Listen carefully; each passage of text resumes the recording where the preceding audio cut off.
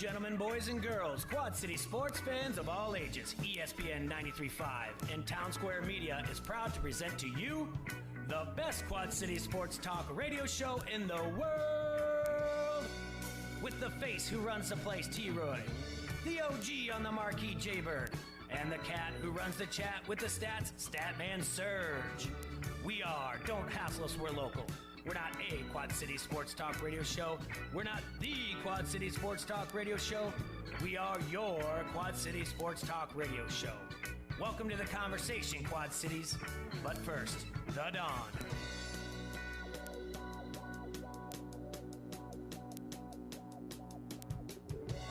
It's a Thursday, Jay. Where are all our beer vendors when we need them? Thursday. Yeah, whatever. Thursday. Gotcha. Anywho, you're here listening to Don't Hassle Us Local on ESPN 93.5, directly from the Hassle Castle, brought to you by Dunright Satellite and Dish. Yeah. No Sergi today, so all you Facebookers out there in Facebook land that are watching our gorgeous faces, you can just make your comments and comment to yourselves. Oh, and we have our bumpers back! That's You know what? I'm going to thank Mia for that because I know she did. Mims. She left us a note. Mims. She tells us to even have a happy day. Yeah. I really like Mims. So we got some things back. Burning, snapping necks, and cashing checks. Yeah. This is great. Now we got to get the streak back. We got to sell this segment. What was some of my other favorite ones we had on there? Well, we can add them. So some of these We're back to being almost a professional radio show now. Yeah. That's back? I said give me a hell yeah. That's better than the last one we had. Yeah. She did a really better job. She did a great job. Why is she better at that than Klinger? She's not. Klinger yes, she had the time yesterday Klinger, to do it. Whatever, Yeah. I'm calling him out. No way. He would have done it. He Poor Klinger. They brought her in to do that. We got all the... It's fun, huh? I know what my ear likes. I like that a lot better. Been too long. Oh, Maybe that's why they haven't been playing so well. Did they win last night? Yeah. Ooh. Kyle Hendricks was a Take gem. Take that, Mets. Stick it in your ear hole. Yeah, you too, Clemson Carl, if you're listening. I talked to Clemson Carl yesterday. Oh, he's such a jerkwad. He is not a jerkwad. He's my guy. He can be your guy. I'll Twitter. He's going to be on next week all day. Oh, He's going to be on next week. Yeah, he started talking snot about two things in the NFL that are greatest NFL rivalries. Mm-hmm. Jeez, I can't even say the word. And he goes, Dallas Cowboys in the playoffs. And I said, okay, Giant fan. How about Eli Manning getting laid? Oh, is he? He's a Giant fan. He's from Jersey. There's nothing in Jersey except rocks and idiots. Do you know that he's a Giants fan? I know he's a Mets fan. Yes, okay. He's a Giants fan. We talked to him. Clemson Carl is... He's a front runner. He's a busy man. And he likes Clemson. He's too busy this week to talk to us. I really want to talk to him about before the game tonight. I did a little write-up for ESPN 93.5. For those of you who would like to get your feet wet, dip your toes in the water of the gambling. Give you a little idea of where to go. Are we doing a live remote? Yes, next Thursday. We're your casino guys. I mean, other than Jay losing all the time, just bet opposite of Jay right now. He's on a bad streak. But if you're planning on going to any one of these casinos and placing a wager, we're going to give you all the insight you needed. Yeah, we'll talk to the sports book managers. We'll get some odds makers as well. And there's not another show in town doing that for the public, Jay. Well, I don't think there's anybody qualified in this town to do it for the public like we do. No. They don't have the ins in the biz. No, they don't have the insight. They don't have the chops. That's why we're the number one sports talk radio show on FM. That's right. We are. Yeah, we'll go down in history as that, too. We will go down in history. This is the greatest FM local sports talk show ever. Yeah. Ever. That's right. Yeah. We will go down to that. And so we got that going for us, which is nice. Yeah, I wrote about Clemson and Georgia Tech tonight, Texas and Texas State, BYU, Utah game. Do you have a Marvel Superheroes lunch bag? That's my son's, yeah. I packed a lunch today. That is so cool. I packed my lunch today. I wish I had tired of skipping lunch and eating at 3 o'clock in the afternoon. Yeah, so. my wife gives me this plain generic black one. Does it keep things frozen in there? Yeah, it's got a little... mine's frozen, like it, for those of you freezes. Who's looking on the Facebook Live or whatever, Yeah, Oh, you have to add that? Yeah, I have to add that in there. See, you throw that one in the freezer and then it freezes like that. Oh, But I would rather still have one with a superhero on it. yeah. She tried to get me a Captain America one, but they were out.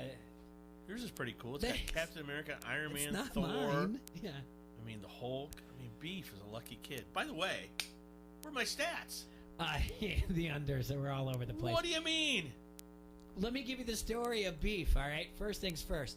This kid, who, by the way, he's not doing it what I really want him to be doing. That's practicing at Fortnite so he can win me $3 million by the time he's 16. He's on the iPad quite a bit, and that's kind of my fault for parenting. I should be more on him.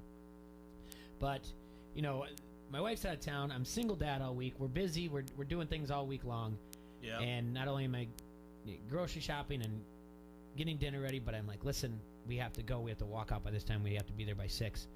And he's just not getting ready. And I'm getting frustrated because I hate being late. And I don't like it when it's because he's not listening to me. Just, and he's still on his iPad. And anyway, he couldn't find his cleats. And I was frustrated. And I do believe a person only cusses when they can't find the true words to describe their feelings. And because I was saying a few bad words in front of my son. And it upset him because he knows I'm mad. And so then he like takes it out on the game. He's like, I had a bad game because I was so sad. I'm like, you know what? Toughen up. That's all. I don't really have time for that. Lighten up, Francis. Yeah, I don't have time for that. Anyway, I thought he played well. The other thing that I did like about him is that he said he felt some of his teammates were down. Maybe they were tired, but he kept trying to cheer him up on the sidelines when he wasn't in the game because he plays offense on one half and defense on the other half. So I like that about him, that he was on the sidelines really like trying to get them going. But 0 flags pulled. 0 flags. So Zero- no zero- tackles. No tackles. No touchdowns. Did he allow a sack? No.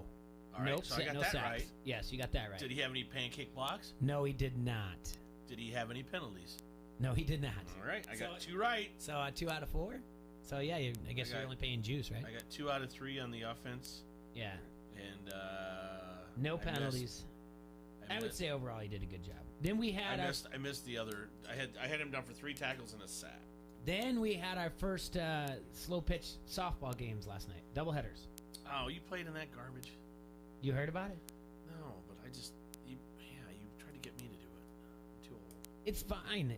I like it. You got to get out and do it a little bit. But we signed up for the lowest D league, right? Yeah, it's really competitive. It was really competitive. Yeah. Like the team we played though, I mean, they're really good, but they were nice. All right. Right away my alarms were up. There was way too many flat bills going on. Yeah. Way too many flat bill. You know the deal, like the slow yeah. pitch, the flat bills, and there was way too many arm sleeves, not just tattoo sleeves, like the actual like one that you can go to Dick's and Yeah. keep your throwing arm warm. Yeah. Couple of like what do they I call? used to wear one of those What do they call the athletic like running tights?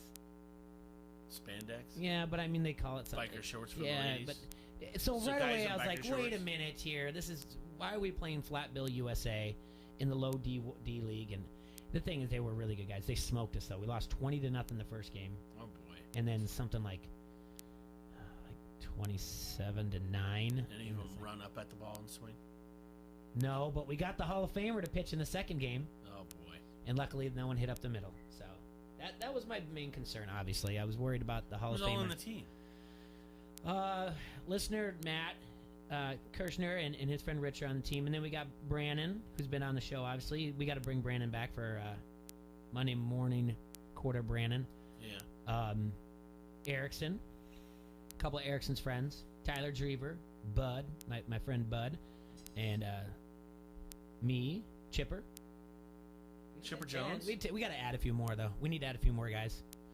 So it was a good time. It was good to get out of the house. But 9 and 10 o'clock. 8-9 games. I had to go home. I couldn't go to Pints afterwards. Yeah. So I'm wearing a shirt from Pints today. You can see this on the Harrington's Pub Facebook video. Yeah. And you it's can get this for the tie-dye. Iowa game. The tie dye in there. I wore it today on Living Local on Channel 4. You did that again? I'm there every week, bud. What's They know what's me our there. girl named? Brittany, Hey, Brittany and I think Andy, they might right? give me a code. Yeah, it's Brittany. I think they might give me the passcode. They might give you the pass. Today, yeah. I tell you what, whoever's at the front Boy. desk, she does a great job. She won't let me go upstairs with. I tried to just go in there. I'm like, I know where I'm going. She's like, hold on. I'm gonna not tell yet. I'm gonna tell Rosso to be careful. I think you're going for his job. She right away was like, hold on. I have to message to see. She goes, I know you know where you're going, but I need to get the okay. I'm like, hey, you do your job. You're doing great. So, got up there. Oh, boy. Talked a little bit what about happened Big Brother. on Big Brother, Jay? Well, T-Roy, I'm so you can excited watch it to 2 hear the o'clock on news. Living Local or when I share it on social media, but I'll tell you real quick. Holly's HOH got interrupted by Prankster Week, and so the prankster, America's Prankster, got to nominate one person up for eviction. What's an HOH? Head of household. Oh. Yeah. So Holly put up Nick, and Nick was voted the prankster. No one knew about it. He put up Christy, and Jackson won the power of veto, and we'll find out who goes home tonight. The Zingbot was in last night. That was fun. What's that? Zing! He comes in and he just makes fun of the house guests. He says he's like Jackson. He's a robot, but he's like Jackson.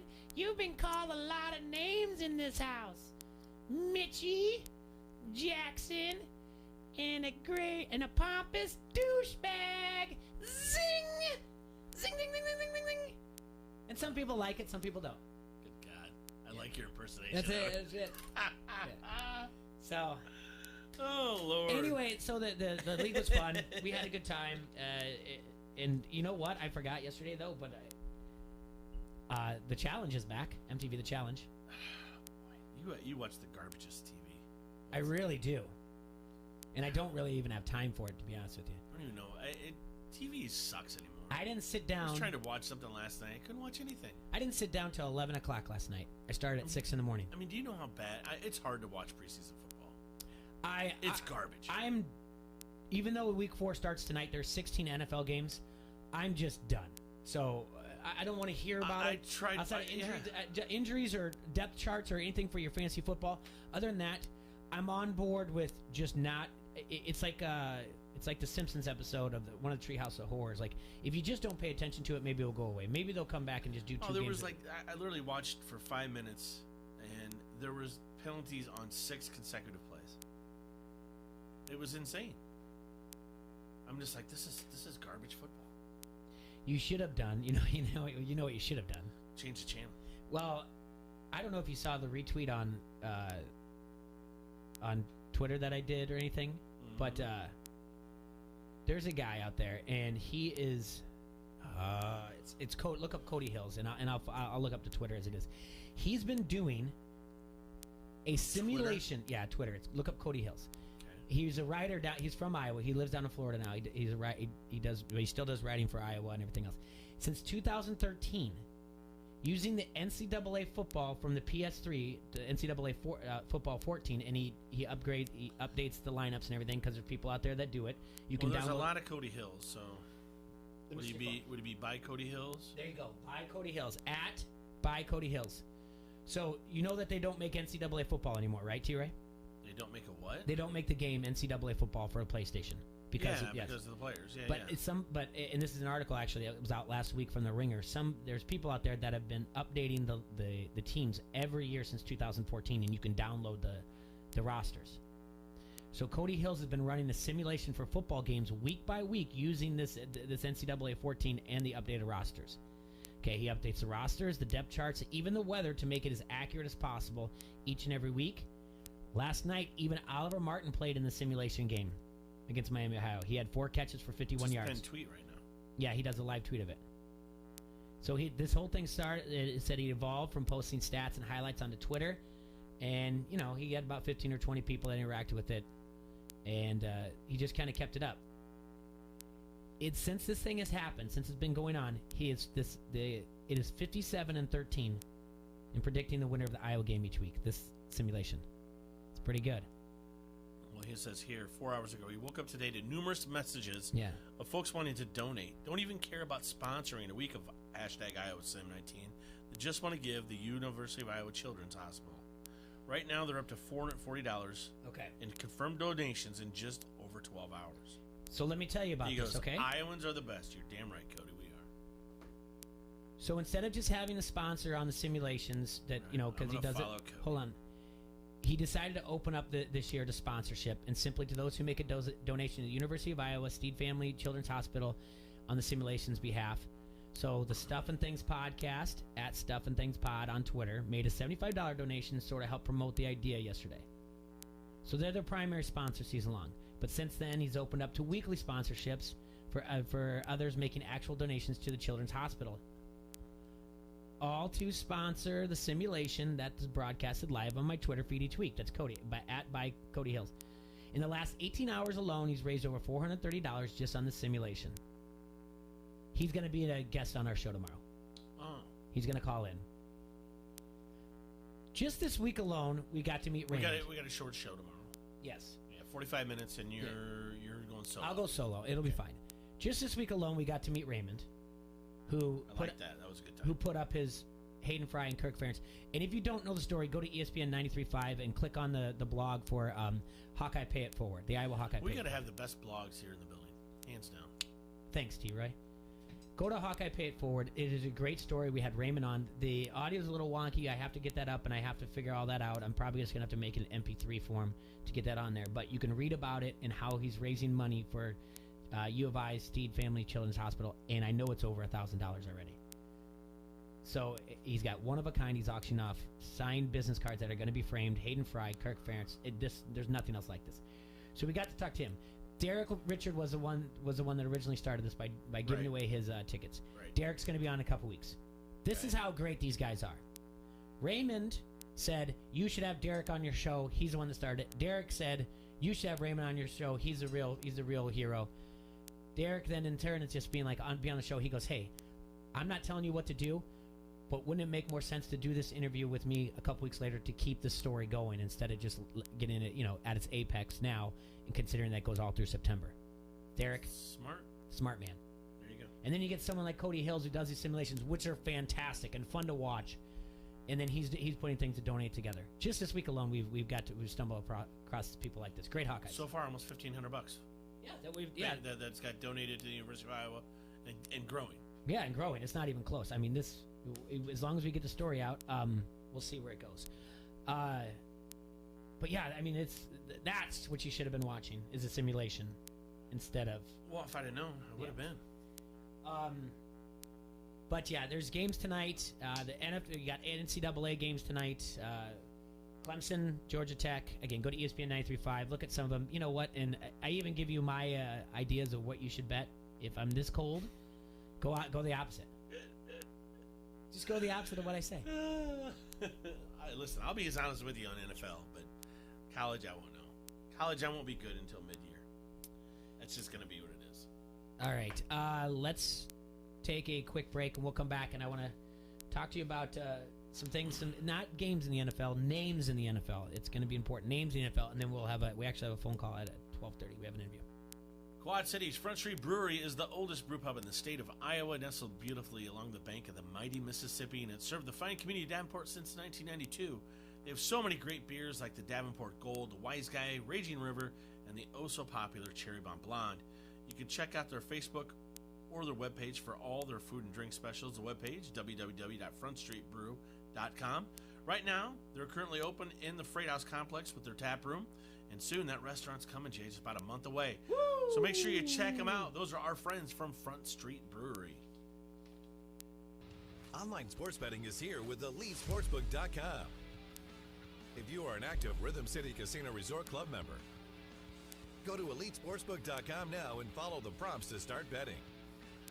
Not a Resort Club member? Visit Rhythm City to join today. Bet with Elite Sportsbook at Rhythm City Casino Resort or online now.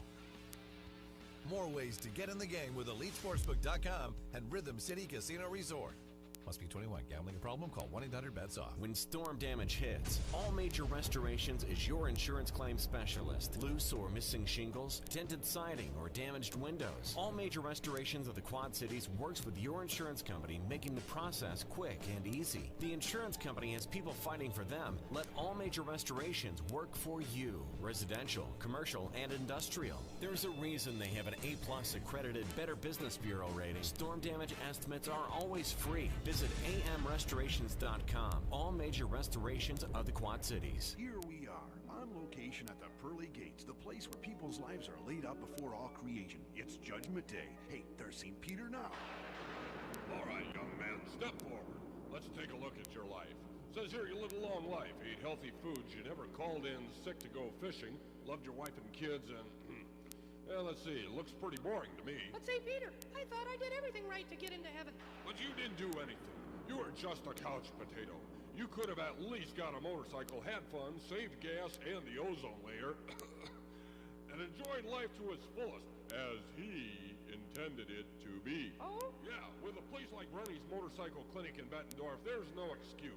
With over 250 new and used motorcycles on display in their brand new third showroom, 19,000 square feet of motorcycle heaven, if you catch my drift, you could have done a lot better than you did. Well, we'll let you in anyway.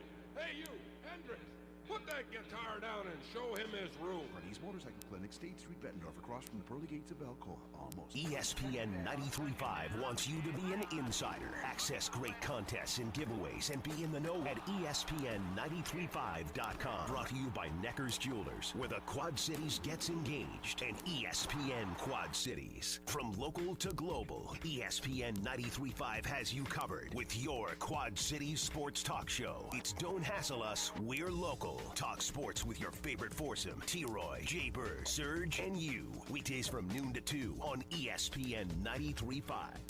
ESPN 93.5 is the Quad Cities sports leader and home of your local sports show, Don't Hassle Us, We're Local. Listen for a chance to win everything from tickets to free food. Every time you win and pick up your prize at the ESPN 93.5 Pepsi ticket window, we'll give you a Pepsi for the road as well. It's like winning twice. Get more chances to win by downloading the ESPN 93.5 app or going to ESPN935.com. From the Quad Cities sports leader, ESPN 93.5. The monsters of the Midway.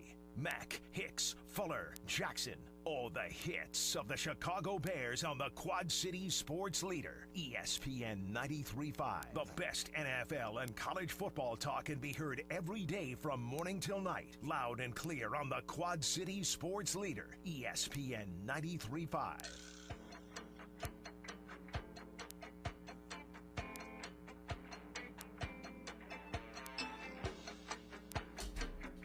Big shout out to Mike Weinrod, who'll be celebrating his 67th birthday tomorrow, Jay. So anybody out there, guys, just want to make sure that if you like pizza, you need to realize what's going on in Bettendorf. It's a pizza revolution, if you will. Vans Pizza is now in Bettendorf. It's called Vans Pizza and More. It's on the corners of Middle and Forest Grove Roads, right there in front of the Betplex. I'm sorry, TBK Plex. Don't mess that up, Jay. They have outstanding daily specials. This is Thursday, Jay. Guess what it is? $12.99 any large pizza. Woo! No half and halves.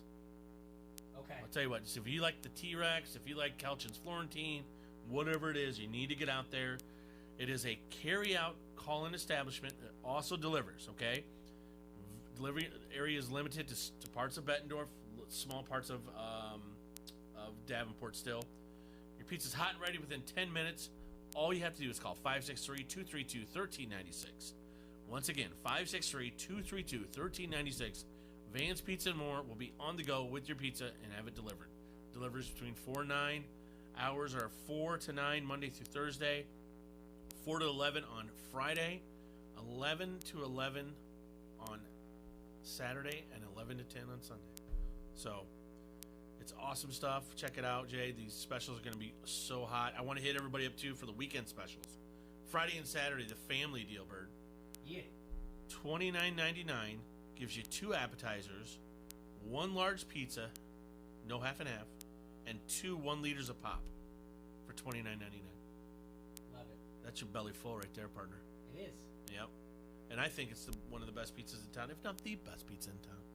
So take that. I say it is the best Give me pizza. a hell yeah! I said give me a hell yeah! All right, we're going to have a phone call here soon. Talking to a guy that DJ Jarvis. He's starting he started a podcast with a group that we've already had on here, Nathan before, and they do fantasy football, and they're actually going to be partnering up with QCSportsNet.com, which is great because they're the ones that do all the play-by-play for the games around here, and they've been nice enough to have me on at halftime for different high school football games. But before we get to that, T-Roy, I did a little kicking tires yesterday. Oh, boy. What are you trying to trade already? All right. That's right. What are you trying to trade? What are you getting after? Huh? Who are you trying to screw over? I'm not. I was talking to somebody, and he said that he was interested in trading Le'Veon Bell. And you kind of asked me what I thought without really. I thought maybe it was just more of a situation to ask, like, what my thoughts involved with it were. And I didn't have much. But I said to him, I think you need to, if you're, whatever this guy was offering, told him I thought you could get more. So then he said, do you have interest in Le'Veon Bell? And I said, you know what? I do. Because if you remember, I'm not very strong at running back outside of Saquon Barkley, remember? Do you remember? Say what now? Coming in? Mm-hmm. You're on your phone. I know, I'm sorry. Sorry. I was not very strong at running back outside of Saquon Barkley. Okay, yeah. So I said to him, I'm interested in parting with Mike Evans for Le'Veon Bell, and I'll we'll throw in something else. Because I think Le'Veon Bell is still right there at the cusp of a possible Tier 2. And we when we left him, he was a Tier 1. Not a big Mike Evans guy. Okay. I said that. So I offered him. I said that I'll throw in Darius Geis. You are? Yeah, and he threw in Marquise Goodwin. So I took Le'Veon Bell. What's Goodwin play for? The San Francisco? Yeah, San Francisco 49ers. Okay. So I took Le'Veon Bell and Marquise Goodwin, and I gave up Mike Evans and Darius Geis. Who's the other running back? Saquon Barkley. But you had another one. I got all kinds. All kinds. I would have kept Geis, but that's all right. I didn't. Carlos Carson? Hyde. Chris Carson? No, that's in our keeper league. Naheem Hines for Indianapolis. And yeah, that's my Carlos Hyde was a lottery pick. You know that. I don't care about that because I now I feel like I've got top tier running backs. Got a strong quarterback in Deshaun Watson, and I've got Robert Woods and who am I going to throw in for a wide receiver there? Marquise Goodwin. Yeah, Marquise Goodwin or no one else really. Oh, Josh Gordon, Will Fuller. Come on, man. You're fine now. I like where you're at. George Kittle at tight end. I upgraded. You did. You actually did. Screwed that poor young man over? No, I did not. Yeah, I think it's just more, concerned about. I don't know who he had. That's a great trade for you, considering the team you have now. I know. I'm not. I've in our keeper league. I've kept. I've drafted Le'Veon Bell. I drafted him last year. It was very frustrating. Yeah. I didn't like it, but I had to where I was at. This year, though. I did not, but I can. He probably might be the best running back on the board, considered. Close to 30 guys are being kept. Yeah. And I'm at draft position 1-1 because I got 10th in the league. I got dead last. You did. Yeah. Who got dead first? Who won it all? Yeah. You, I believe. No, Van did. Oh, Van did? I think on that one. Okay. So I got second. Talk to DJ about that because I think their show is going up September 1st. So that'll be Sunday. That'll be their first show. But we get to talk to him about that. Yeah, but I can't wait because now we get to start once the fantasy football season's up. We get to start the kicking tires segment. I can't wait for fantasy to start, Jay. All right, you ready? I'm so excited. We got a phone call. You ready? All right. You're on Don't Hassle So Local. Who do we have? It's DJ. Hey, DJ, what's up, buddy? Not much. How are you? I'm good, man. Hey, DJ, how are you? This is Jay. Real quick, DJ, give us your background here in the Quad Cities. Sports writer for the Dispatch Argus, and I worked for the Times for between the two places. Worked there for 7 years before just gotta eventually get out of it because there's not a whole lot of money in it, and wanted to start a family. Yeah. DJ, what years did you work for the Dispatch? From when to when? I worked from the Dispatch from 11 to 17. Wow, you would have missed my wife then. She was already gone. Yeah, and like you said, starting a family, the hours are a little bit different than the normal workday hours. So, how did you guys get to? I know we've had Nathan on, but just to remind everybody, how did you guys get started? Give me the name of the show. Tell me what give me everything that we can right now about the show, and then we'll ask more questions. Well, basically, the three of us were really good friends. I worked with Doug at the time. Doug worked briefly at the Dispatch, and then Nate and I worked at the Dispatch together, and we just talked about fantasy football all the time with each other, and we kind of wanted to give, the local area something for fantasy football, because everybody has their national fantasy football show that they want to listen to, but, there's nothing local that has fantasy football, and we kind of wanted to provide that since we're people who, we have the journalism background. We've all been fantasy sports writers. Nate with Fantasy Pros, Doug does Dynasty League football. I do a website called fakepigskin.com, and I had a column with the Dispatch.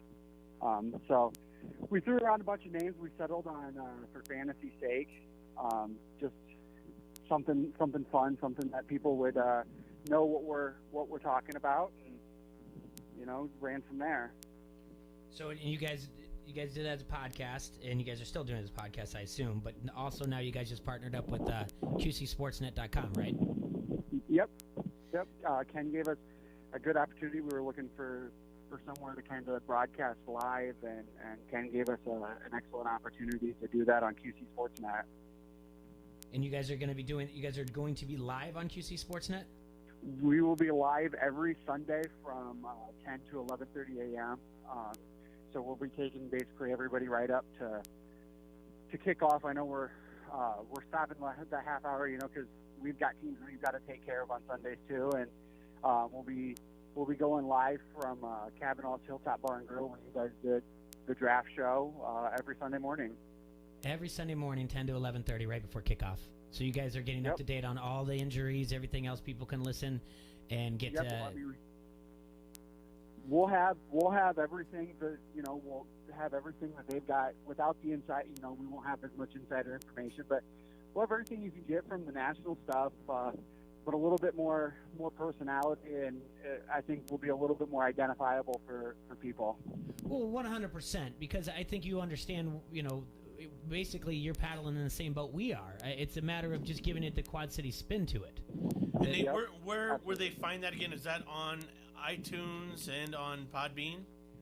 So it'll actually be on QCSportsNet.com. We actually have a hot link that will have our own radio station on there. Mm-hmm. It's through Network One Sports, and I mean we have that posted on. We're all over social media. We've got Facebook, Twitter, Instagram. We've got that link everywhere where people can just jump on that link, and then we'll be Facebook Live every Sunday as well.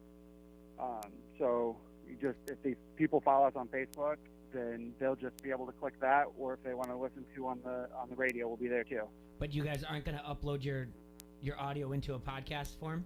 We will, but I guess it doesn't matter if you're doing it right before kickoff. I guess right, because it'll be a little outdated by the time somebody's listened to it. Like Tuesday or Wednesday. That's true. I get that. So I mean, all you guys have been published. That's great. I know we had Nate in here. That's fantastic. So you'll be doing it every Sunday.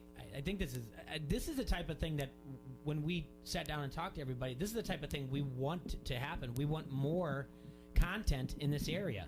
More things that are on social media. There's just so many talented people in this area that maybe it just gets overlooked because, I mean, to be honest with you, I don't really care what some of these loudmouths have to say on some of these fantasy things. They're just, they remind me of booger eaters.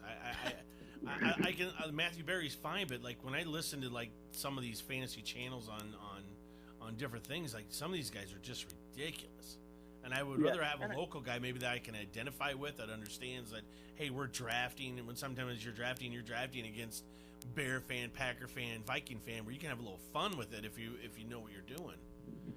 That's another interesting thing with us is, Doug's a Bears fan, Nate's a Packers fan, and I'm a Chiefs fan, and we all play each other this year, so there'll be a nice little banter there. And like you said, with local, I think we give that spin. If you need a last-second sit start, instead of tweeting, at ESPN and never getting an answer, you can tweet at us, and we can give you, our outlook on it. Is there availability to call in, Nate?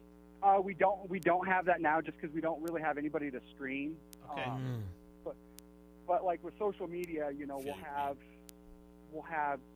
we have Facebook, Instagram, Twitter. Almost everybody has one of those. Right. So you can get comments to one the of those Facebook areas. comment thread. Yeah, I got you. Yep. It's a lot. I mean, we're doing a lot of the same things here, but it's yours is focused on fantasy. So yeah, I get what you're saying. You guys set up a really good blueprint to where I think that a lot of people, if they want to do something and keep it local, they can kind of follow what you guys have been able to do. Oh, Nate, when I see you, I'm going to give you a kiss for that. That's not Nate. This is DJ. Oh, it's DJ. I'm sorry. You can still kiss Nate, though. Oh, Nate's on there. Yeah, Nate's been on the show, but yeah, this is DJ. Sorry, I wrote everybody down there. Couple things. Can I, on the spot, I don't know if you're listening before you tuned in or whatnot, can I on the spot ask you to grade a trade for me? Yeah, I wouldn't have traded Mike Evans and Darius for Le'Veon Bell. Why not? I think that Geis will provide that serviceable. I think your value over replacement's a little low because you're switching from. I think Geis would have provided you more points as your RB2 than Goodwin will as your wide receiver too. Yeah, I'm not going to play him. I just want. I thought I was getting a higher value at Le'Veon Bell, and I just don't. No, I don't blame you. I just really like Mike Evans. I don't. That's the problem, and I don't know what it is. I can't pinpoint it. I think it's because 2 years ago in a keeper league I kept him, and I didn't feel like it was worth the value the round that I kept him at, and I got really frustrated. See, I think that happens for all of us in fantasy football. We get burned by guys all the time, and it doesn't matter how good or bad they'll ever will be. We will either love them or hate them forever. See, DJ, now that I know you're DJ, now that I see my thought is this: there's a lot of wideouts. I mean, a ton of wideouts that produce weekly that you can catch fire here, there, whatever. There's very few really good running backs. To me, it's still that way, and I just think that you can get values in guys later in rounds. Like I said, it's not that I'm not high on Mike Evans, but for him to draft Mike Evans in the second round, that was kind of a stretch. I don't know. To me, he's more of a third round. Was it the beginning of the second or the end of the second? It was the end. Wasn't it the end? Yeah. I took Evans in one of my drafts at the end of the second round. I was sitting at the 3 pick in the first round, so I was 7th pick of the second round. I snagged him there, and I was happy with that. But I understand. I mean, Bell's a first rounder, especially with you just don't know what's going to happen with what's going on there in New York. Is he going to be able to run the same style and whatever else? But right. He is a talented back. He does have 5 good years ahead of him if it's a keeper league. I still think he's a better back than Geis. Yeah. I mean, just the keeper wise, I think Geis will have a decent career. But yeah, no, Bell's the first rounder. You're getting yourself 2 top 5 studs at the position. So you can never be wrong when you get 2 top 5 studs at any position, except for quarterback because you can only play one of those. Yeah, we got in this one with a super flex with 2 quarterbacks. Insane. I can't wait. I'm in one of those, and I punted quarterback, so we'll see how that plays out. Oh man, it was an auction. I paid $31 for Mahomes. I wanted him. I think you should have in that 2 quarterback system. DJ, let me ask you some questions about what's your favorite type of draft? Let's start here. What would you rather do, snake or auction draft? Snake. Really? Yeah, I hate auction drafts because I end up paying too much money for Travis Kelce every year. Well, I end up paying too much money for Zeke Elliott every year, so I feel your pain, but that's just what I do. All right. And what's your favorite? What's your favorite what's your favorite site to use? How's that? My favorite site to use? I like DynastyLeagueFootball.com. Okay. But I get a lot of my interactions and stuff like that from Twitter. And being a fantasy writer, we have a really big community, and guys are pretty interactive with us on Twitter too. What is your favorite? Do you do other things like best ball? I'm a Dynasty guy. Okay. I love Dynasty. I had it on one of my Twitter accounts yesterday. Yesterday was the 8th anniversary of our startup draft in our Dynasty League. Doug and I are in it together, and it's just been. I mean, I think that I fell in love with fantasy football at a young age, and I think that's just kept my interest in it because I've got to own some of these guys like Travis Kelce. I drafted him his rookie year, and I've got to own him his entire career. So that's a lot of fun for me. So do you do other fantasy sports? I dabble in baseball. It comes to the point where it just gets a little difficult just because you have to give so much time to baseball. But I've done, you name it, I've done it. NASCAR, professional wrestling. What? Oh yeah, I've done fantasy professional wrestling with my friend. Okay. I think one year my wife convinced me to do fantasy The Bachelor. Yeah, Jay's done all that. right. Now you're speaking my language. So I mean, you name it, I've done. You know, I've played fantasy. I tweeted out to my group because I'm in actually a Big Brother fantasy league where Attaboy! Oh Lord. the bottom 2 scorers each week go on the block and go up for a vote. Well, I was watching After Dark the other night, and they were actually talking. Jackson and Cliff were talking about fantasy football, and that it kind of married Big Brother and fantasy football for me for a little bit. Is there any way I can get in this Big Brother league? God, Jay, Jay's walking around. You just went from 6 to midnight. Yeah, all right? I'm not lying. I don't know if you follow any of this, but I get to go on Living Local once a week and talk about Big Brother. Yeah, I can certainly add you to the group because I think we've got a couple spots left open. Oh man, that is fantastic. Christmas come early for What Foster. about MTV The Challenge fantasy? I have never actually watched it. Okay, but I tell you what, that Big Brother. I did one time did an auction fantasy for The Voice. That was good too. Yeah. Yeah, but hey, if you can do it, I've done a fantasy movie league. I mean, if you can do it, I'll probably be interested for at least a little bit. I play fantasy golf with my friends. Uh-huh. So I mean, if you can do it, I'm in for it. This is perfect. This is awesome. I feel you two should run off and get married. I want to tell you a quick story, DJ, and it's one about your guy Doug, who I started following Doug when he wrote for the Times, and he did a great job covering wrestling, which before him there was not much for the Times to cover in wrestling. And I think I always tell him anytime I can talk to him on Twitter, I've never shook his hand before. When I first was approached about anything doing ESPN 93.5, anything here in this building, which was about 5 years ago, Doug was one of the first people I reached out to a possibility of him maybe being a co-host. So I don't know. What did he tell you? At the time he had just started another job. And so he said, I don't know with my schedule and whatnot. And I was so new, the whole idea, I couldn't really give him anything. He must have thought I was a Yahoo for even suggesting, that, hey, I'm gonna try to do radio. And obviously the show didn't get any legs until years later, 3 years. It's all because of me. Yes, because of that, Yahoo's got me. Yeah, so but I mean, I reached out to him, talked to him briefly, and it's fun, and I'm glad that he's doing this now because, like I said, I think he did such a good job writing about wrestling for the Quad City Times, high school wrestling for the Quad City Times, and I'm glad that he's doing something with you and that you guys are all friends, and I've got to have Nate in here in the Hassel Castle as well, talk to him, so I'm happy that you found a home, and Ken's been on our show as well, so Doug is the only one that hasn't been actually on our show. So well, you have to make it happen. I will. If it makes you feel better, Doug thinks Nate and I are Yahoos too. So. Right. So real quick, I want to give me. How can people follow you on Twitter? So we're at FFSQC on Twitter and Instagram, and then on Facebook we're just For Fantasy Sake. Okay.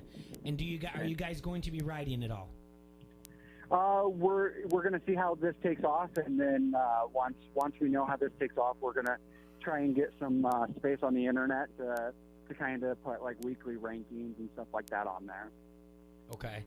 All right. So right now though, it's just going to be once a week. It's not going to be midweek for waiver wire pickups or anything. We'll tweet out some stuff midweek and put it on Facebook. We've been trying to promote on social media. We've done a countdown every day for the last couple of weeks to kick off. And we'll post things. We've got some graphics made up to where we're gonna post some things on social media, throughout the week, just to remind people we're still here and we're pretty accessible to them. Well, we need to work out something where you guys call in, one of you three can call in and find some time or whatever else, or even come in the studio on a Tuesday because waiver wire's on Wednesday, and try to either call in, give us some pickups or anything like that, and then that way you can just keep promoting your show though. For sure.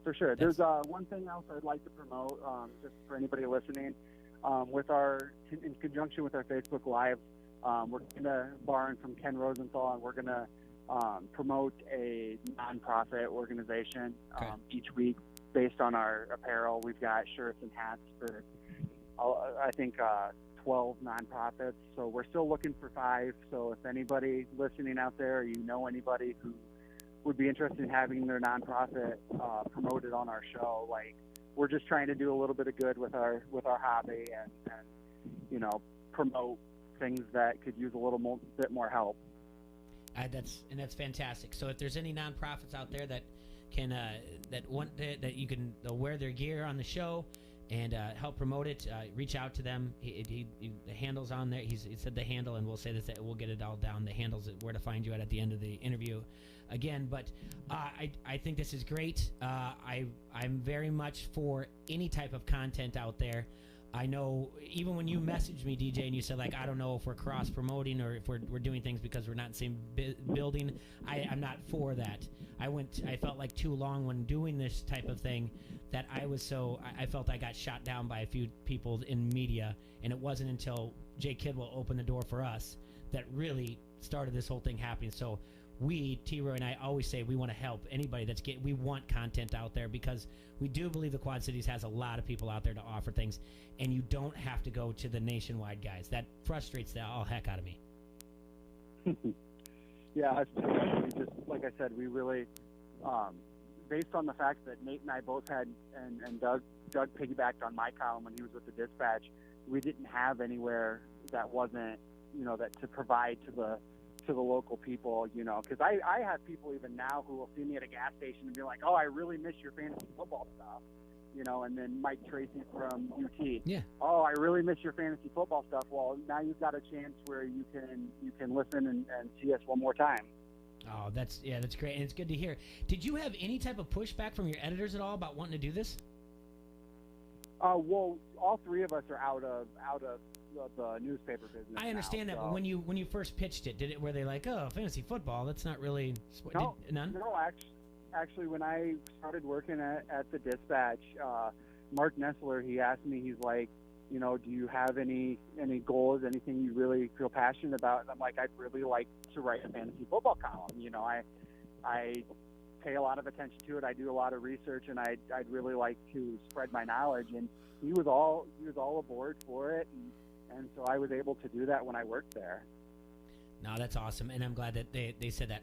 Okay, one more time, where can people follow you at? We're on Twitter and Instagram at FFQC, and then we're on Facebook, and it's just for fantasy sake.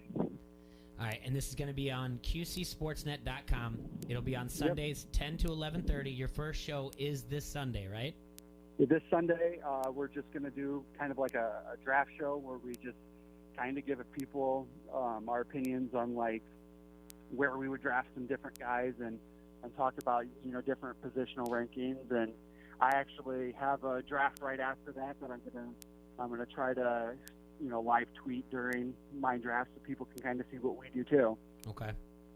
Well, good. Hey, thank you so much for reaching out to us. Let's stay in touch. Let's try to get something together that we can put together every Tuesday for Waiver Wire and Kicking Tires, and you guys can make fun of the bad trade offers that I give all year long, or the ones that I accept. So, DJ, thank you so much for your time. We really do appreciate it. Look forward to everything, and good luck on Sunday, and good luck with the show. Keep it up. Just stay consistent and keep doing it, and good things are going to happen, my man. Thank you, sir. Yeah, we'll talk to you soon, DJ. Thank you. All right. Yep. All right. Pay attention to that. I mean, you got a show here in the Quad Cities. T-Roy, you do remember. I mean, seriously, this was the day before we were going to launch. I was working Sunday at Pints. Yeah. And we were going to launch. And I just talked to someone who happened to own a business in the area, and it was more of a franchise. And I said to him, how much money do you guys spend on media, and how do you break it up TV? How do you break it up print? How do you break it up radio? Blah, blah, blah. Just asking because I knew it was a franchise. And he finally was asking me enough questions. He said, well, why do you ask? And I told him, I said, well, I'm going to do an ESPN show. It's going to be on noon to 2, this and that. And the first things first, the guy was like, no, you're not. Do you remember the story? And I was like, yeah, we're going to do it. And he's like, no, I want to listen to Stephen A. Mm-hmm. And I was like, well, you're like one of like 12. So, and he said, well, I do. I want to. And I said, well, you're going to have to get the app. I don't know what else to tell you. You're going to have to get the app. We're going to be on Monday through Friday, noon to 2. So I went on to ask him, I said, but don't you play fantasy football? And he's like, yeah, and fantasy baseball. I said, don't you you'll have a show instead of just like, your normal ESPN. They'll talk fantasy stuff. And his response, which I guess fittingly so, was, yeah, I like hearing that stuff, but I like hearing it from the national guys, not from people like you. And I was like, well, what's the difference? I mean, it's just their opinion. And he's like, well, they're experts. And I said, not all of them. I mean, not all of them are. A lot of them are just getting facts like handed to them that they're reading or whatever else. So that's what I'm trying to say about these guys. They're local, and you can relate to them. You may not get it may not get a tweet back to you if you tweet to a national guy. It's at FSQC. Yes. I'm sure we'll find it. For fantasy's sake, QC. We'll find. We'll pull it out. FFSQC. All 3 F's. Did I say 3? Well, I'll get it for you. All right. Well, I'll pull it up for you. But can we take a quick break while I help you with your phone there? No. Look up things. No, we can't. Got it. Okay. Can we take a break now, though? I don't know. I guess we're gonna take a quick break, and when we come back, we'll get ready for Adam Rosso to come in from Hawkeye headquarters. Make all of your Sundays fun days. That's right, because Pints has the best Sunday fun day there is, was, and ever will be. They have 250 20-ounce domestic drafts, $3 you call it, and live music from 5 to 8. Pint supplies the partio, you supply the fun. Check out this lineup coming up. Sunday night to kick off Labor Day, we have Bobby Ray Bunch. And then the following Sunday, Scott Stowe, followed by Jordan Danielson, Dave Ellis, and then back on the 29th of September, Douglas Big Undies Brundies. That's right, all of the action you can handle on the patio at Pines, 5268 Utica Ridge Road in Davenport. This is Matt Koss of the Quad City Times, and you are listening to Don't Hassle Us, We're Local on ESPN 93.5. Online sports betting is here with EliteSportsbook.com. If you are an active Rhythm City Casino Resort Club member, go to EliteSportsbook.com now and follow the prompts to start betting. Not a Resort Club member? Visit Rhythm City to join today. Bet with Elite Sportsbook at Rhythm City Casino Resort or online now. More ways to get in the game with EliteSportsbook.com and Rhythm City Casino Resort. Must be 21. Gambling problem? Call 1-800-BETS-OFF. Big news for car buyers. It's a corporate-ordered clearance at the McGrath Used Car Superstore of Davenport. Here's Gavin McGrath. We're overstocked. Over 2,500 quality pre-owned vehicles are all clearance priced. Payments from $167 a month. Certified used trucks from $10,988. That's clearance pricing. Plus, even bigger news if you're looking to trade. We trade for anything regardless of mileage or age. Tug it. Tow it. Tell us where it is. Get top dollar and clearance pricing at the McGrath Used Car Superstore of Davenport. Payments as low as $167 a month. The Quad City's best selection of certified pre-owned trucks from $10,988. Clearance pricing for everyone. All credit applications accepted. And we're trading for anything. Close. No firearms or spouses, please. The McGrath Used Car Superstore of Davenport, 4618 North Brady Street. Log on McGrathAuto.com. If you're running a business, how much should you invest in retaining your employees? First Midwest Bank has ideas. In today's tight labor market, keeping your employees is more important than ever. A First Midwest banker can help you determine what type of 401k plan to offer. At First Midwest Bank, they're not just bankers, but expert financial advisors. Talk to one today or visit wehaveideas.firstmidwest.com. Hey hunters, time to get ready for fall hunting season. Get your hunting gear, arrows, and bow tuned up at R&R Sports in Bettendorf. Try out a new bow or crossbow on their new indoor range before you buy it. Bows from Matthews, Hoyt, Bowtech, and PSE are in stock. Crossbows from Raven and PSE. Maybe it's new guns and ammunition you want. Shop guns from Benelli, Stoger, Franchi, Springfield, Ruger, and Remington. For fishing, R&R Sports has it all, including live bait, minnows, and crawlers. Their bait is guaranteed to catch fish or die trying. Online at rnrsportsinc.com. Online sports betting is here with EliteSportsbook.com. If you are an active Rhythm City Casino Resort Club member, go to EliteSportsbook.com now and follow the prompts to start betting. Not a Resort Club member? Visit Rhythm City to join today. Bet with Elite Sportsbook at Rhythm City Casino Resort or online now. More ways to get in the game with EliteSportsbook.com and Rhythm City Casino Resort. Must be 21. Gambling problem? Call 1-800-BETS-OFF. This is Merrick Brave from SCW Pro, and you are listening to Don't Hassle Us, We're Local on ESPN 93.5.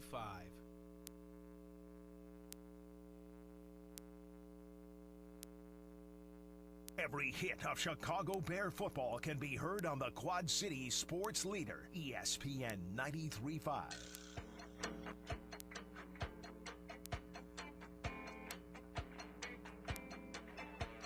We are back, everyone. We remind you right now, Locals Love Us has all the voting going on up until September 30th. So make sure you get in and vote for us and all of our show sponsors. Even vote for Rosso, I guess, if he's on there. He's got to be on there, right? We got to look at the categories. I'd vote for him. We just got to look at the categories. Remember, Locals Love Us has their guides all over town with an easy-to-navigate table of contents. Or go to the website, localsloveus.com. Click on Quad Cities, browse your favorites, easy to use, and they rank the most popular places and people for you. All right. Yesterday in sports, Rosso's here. Speaking of baseball, him. Major League Baseball, the Cubs won 10-7. Yay, go Cubbies. That's right. Twins beat the White Sox 8-2. Uh-oh is right. Royals beat the Oakland Athletics 6-4. The Brewers beat the Cardinals 4-1. Today, we've got... let's see here. The Royals, right now, the Royals are playing home to Oakland and kicking off first pitch in about 15 minutes. The White Sox and the Twins, Jose Barrios on the mound for the Twins. Cubs at the Mets, 6:10 tonight. And that's it for Thursday. So, there it is. The Twins, what are we looking at here? A 3.5 game lead over Cleveland, Rosso? Sounds correct after both teams won last there night. You go. So Cubs are still 2 back to the Cardinals. Boo. And then this weekend, I looked ahead. Looks like, I believe Cleveland's playing somebody difficult, I want to say, in the next. Cleveland does not have an easy schedule. And then Twins, Tigers. So there's another winnable series for the Twins. Like I maybe said this a couple weeks ago. If they go 500 against Cleveland, the schedule sets up where the Twins should be able to win the division. As long as they don't lose the head-to-head matchups like. What, I have 6 more, so if they don't go, 1-5 and lose 4 games to them, that's basically the main thing. If they can stay at this pace and just break even with the Indians the rest of the way, I think they're fine. Yesterday, national starter Max Scherzer just reached 200 strikeouts for the 8th straight season, breaking a tie with Chris Sale, Roger Clemens, and Walter Johnson for the second longest streak in Major League Baseball history. Who has the longest? Who is the only pitcher with a longer streak? Thanks for jumping in there, T-Right. Nolan Ryan? It's got to be, doesn't it? This pitcher, here's your hint. He had 9 straight 200K seasons from 1968 to 1976 while pitching for a team in Scherzer's division. Well, then I'd say Tom Seaver, maybe. And you would be correct, Rosso. Wow. Not Nolan Ryan. That's who I thought of, too. That's what I was going to guess. Not Nolan Ryan. Not even a Randy Johnson in there either. I thought that would be... So who was the list? Sale, Clemens, and who did he break a tie with? Walter Johnson. Well, the big train. Yeah. That's right. I think he has the same birthday as me, August 12th. Tom Seaver was dominant. Everybody forgets Seaver a lot. Man, Miracle Mets. Something else I want to talk to you about before we really go deep into the Iowa Hawkeyes, all right? Yesterday, the Kansas City Chiefs announced somehow, I don't know what kind of announcement it was, though, that their speedy wide receiver core has given themselves a nickname. Oh, Lord. It's in reference to the Seahawks Legion of Boom secondary that wreaked havoc. Legion of Zoom. There you go. Okay. Did I nail it? Yeah. How creative. So who do we have included in that group? Tyreek Hill. We have Sammy Watkins. He's on there. And then who? Kelsey surely doesn't qualify. I don't know. I'll have to look up all the. I'd have to go deep on their wide receiver core, right? The members of Legion of Zoom. But it made me think of some of the best group nicknames out there. The Steel Curtain. The you Purple got the People Steel Curtain. Eaters. You got the Purple People Monsters Eaters. of the Midway.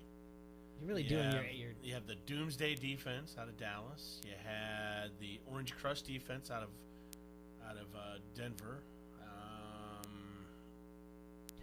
I didn't even Raiders realize. have anything? The Fun Bunch, weren't they the receiving corps for Washington? I didn't even realize the that. Hogs, the offensive line from the Redskins. I didn't realize that ESPN ran an article yesterday about this, but there's tons out there, not just in football, but a lot in football though. That's I was just thinking there's a ton in football. You said the steel curtain, right? The Bad Boys, that's Detroit basketball. Yeah. All right. Well, just if you want to, we can just stick to football for now. All right. Did I miss any? No, I'm still looking. Did that's the all. Raiders ever have anything? You said the Doomsday Defense. Yeah. Yeah, that was the Cowboys 71 to 79. Let's see. OJ called his offensive line the Electric Company because they turned on the juice. Okay. I like that one now. They turned on the juice. The Electric Company turned on the juice. I knew that one. The Fearsome Foursome. Oh, that was the Rams, right? Yeah, in the 1960s. That had like who was on that? That was Merlin Olsen. Mm-hmm. Youngblood on that? Jack Youngblood? Was he in that one? He was in the Steelers. Rosie Greer. Who's the guy? Greer. Yeah. Who's the guy that played with the broken leg or arm in the Super Bowl for the Rams? No, it was for the Rams. Is that Super Bowl against the? That's what I'm thinking of. Somebody broke in something and he played. I can't remember. Like Landa. Can't remember who the it was. Four Horsemen from Notre Dame. All right. You've got that one, of course. The Greatest Show on Turf. Oh yeah. Yep. You said the Hogs. Yep. The Cardiac Kids. Who's that? That's the 1980 Cleveland Browns. They had 12 games decided by a touchdown or less in the 1980 season. Let's see. You said the Legion of Boom. We got that. The New York Sack Exchange. Was that Lawrence Taylor? No, Mark Gastineau. So that's the Jets. I don't know about that one. I don't know if that should be up there with these ones. That one is like one of those things when you get the poster on your wall when you're like 8 years old or whatever else. And only a Dig Dunk Jets fan remember that, Z-Bar. You got the no-name defense, right? The 72 Dolphins. Yeah. Orange Crush. Yeah. 77 Broncos. You got that. Over the Hill Gang. The 71 Redskins. Never heard that. Boy, that one I couldn't tell you. That was the year I was born. How am I supposed to remember that? That's their defense? That's their what was the group? Who knows? So it says here, when the new Redskins coach George Allen arrived in 1971, he decided he couldn't wait for young talent to develop. He traded away many draft picks, including 7 to his former team, the Rams, in exchange for 6 veterans. The team got its nickname for its reliance on veteran players, but the old-timers had success. Washington had a winning record in each of Allen's 7 seasons. So that's the Over the Hill Gang. Triplets on there or not? Is that not good enough? You said the purple Triplets? leaders. I'll get there, I think. Triplets, yeah, technically. They could have come up with a better name than that. Looking back, that's kind of for how good they were, how many Super Bowls they won, and those 3, they get that. We're just calling them the triplets. The Silver Crush, the 2011 Detroit Lions. Do you remember that? No. No, that's the count. That one doesn't work. I'm not giving that. That's the same as the no-name Just one. like- The only thing just Detroit's threw it gonna out get for a nickname is You a guys- crappy one of the you guys crappiest like, teams ever. no. The Smurfs. Who's that? That was a wide receiver crew in the Redskins for the 80s. Alvin They were Garrett, pretty small. Virgil yeah. Papa Smurf, Charlie Brown. We've said the Steel Curtain. Thunder Chickens. I know. That's Stanford's answer to USC's Wild Bunch. Stupid. Stanford can go to hell. Boy, we're going deep here. I haven't heard quite a few of these. Sorry, Emily Van Bresker. Stanford can go to hell. Go to hell and die. So, I don't know. Legion of Zoom, huh? I'm not, no. And then you've said the other ones. You've got the Bad Boys, the Splash Brothers, Showtime. Oh, yeah. And then baseball, the Bash Brothers. I would say Murderers Showtime Row. to me is Did the you best. watch that Netflix special with Yes, Andy loved Samberg? it. It was hilarious. It was great. Yeah, it was really good. You've had a busy week, dude. Still going too. That's we're doing a bunch of things obviously for the opener. So got a digital special airing tonight. So that's what I'm doing here this afternoon to get ready for that this evening. We got a concussion special part 1 that I'm running tonight. So I got the numbers from Iowa. They've actually gone down. Some of the interesting kind of dynamics with that. I talked to Andy Peterson, who's the Iowa team physician. So you're going to be covering Friday high school games. Yep. And then straight getting in the car, bam. Are you going to be in the Kinnick area right away? Yeah, I'll be over there. We're going over there in the afternoon. The weather forecast yesterday looked pretty dreary, and now I look today, it's down to 20% chance and only scattered just a showers. So yesterday it looked like 40-50%. Are you going to continue to go around and hit up like the cool tailgate spots? Yep, and we're do doing reports that. on Yep, we got Sean logging, doing the Wave of the Week stuff again. So we'll do that. first couple weeks. You usually stockpile a bunch the first week because there's so much hype. There's so many people going all out for the opener. So maybe there'll be a combine again this year. We'll see. I was kind of telling Sean, like, we'll see. There could be somebody could try to one-up the combine this year. I wouldn't be surprised at all. Well, if you run out of Hawkeye headquarters shirts, we have some cool Pints ones. We got Oscars ones. Where'd you get the one yesterday? Swarm. That's Harrington's Pub, baby. That's a sweet one. Yeah. We got a Hawkeye HQ one that has the wings going too. We got a special one, so I like that Swarm one, that gold one. We'll have to wear those all week. You know what? If you, I know a guy can hook you up. Yeah, there we go. What size you are? Large, extra large? Yeah, it depends on the fit, but yeah, right in there. All right. I almost bopped over to Harrington's after the WHBF golf outing on Monday. You should have. You should have called me. Could have. It was a. I like to drink. Fun time. Corey Ross, Doug Bland, Steamers owner, Steamers coach, and then Jay and myself played in the foursome. We did all right. Didn't win, but we were 8 or 9 under, so that was very respectable at Palmer. Okay. So you were right in the neighborhood. Yeah, just right down the road. So that was a good time. So yeah, it's been busy. I'm always other a than phone that, call away, buddy. Other than that, it's been crazy doing all this stuff all week. But I've been written and we've talked about. There's some optimism here, so we're pumping it up and having the reports every day. We got a sponsor finally, Jay, which was great. The Robinson Group. Wait a minute. Wait, we gotta find breaking news or whatever. Do we have breaking news on our hotkeys? We got bumpers, all kinds of things. What is this? We'll just have to go here just a little bit. Look at this. Big announcement for Hawkeye headquarters. This week, we had the week 1 sponsor. It's the Robinson Group, brokered by eXp Realty. Way to come through. He's an alum, so he's an 09 alum. He actually played in the golf tournament. Kyle Robinson's his name. So thank you bunch to him. He's sponsoring the digital special night and all the coverage through Sunday. So that was exciting. That was a step in the correct direction. Hopefully getting more people on board. So shameless plug if anybody out there is interested. We got obviously the only people going to the road games this year, so we got that opportunity that nobody else is going to have. We got some cool things obviously with our predictions on Friday that have done really well. So a lot of good stuff. Vasco and I will be doing the predictions here later today, so we get it rolling. So I don't know, it's gonna be a fun weekend. Yeah, so we had Kakert on yesterday, right after the Oliver Martin news. Yeah, I heard that. I was listening on the way into the station. So he kind of knew. Everybody kind of knew. It seemed like after the NCAA everybody knew that thing. they were going to make an announcement. They just didn't want to. But I don't know. I'm going to ask you the same thing I asked him and I asked Vasco about when you break news or whatever else. And let's go. We're going all the way back to Schefter now on Saturday night. Did Schefter do the right thing? Yeah, absolutely. I mean, at a certain point, because what I read after that was the Colts knew all week. And so like, there's a certain courtesy and a certain amount of time, but then it's also. How long are you going to sit on news if you have something that nobody else does? It's exclusive news. If nobody else has it, I mean, it's not. Adam Schefter gets paid by ESPN. He gets paid to break news and be the NFL insider, the best one in the country, right? I think we all agree he's pretty well connected with anybody. Him and probably Peter King. I mean, I'll take Schefter over Peter King. So that's what he gets paid to do. That's his job. How are you going to fault him? It's not like the Colts could have come out and said it before the game. They could have said it on. They could have had a press conference on Friday. They could have done anything. And my initial thought was, I thought, because the way I thought he just got it and ran with it, and I said, you know what? That's being said, I go, did Schefter make? My first reaction, if that was the way it happened, I go, did he make maybe an error not letting it come out, like letting it come out on its own and trying to be the first to rush to it? Maybe. I go, but the thing is, I said Schefter has a good reputation. Yeah. I said, so he's still a good guy. Maybe he made an error, but then as everything comes out, it's like, no, not really. And I think it was Colin Coward said he said after the fact that's why he couldn't get an answer from people in Lux camp, people from the Colts, was as to what this injury, this quote unquote injury was, and why it was taking so long to him to come back and them to make a decision. And he said, well, that's why. So there's one hand, you got a guy. I know he's a talk radio host and Schefter's a reporter, but still, he's a guy kicking the tires, trying to get the info. They're not giving it to him. Obviously, Schefter's connected enough to somebody who gave him that info.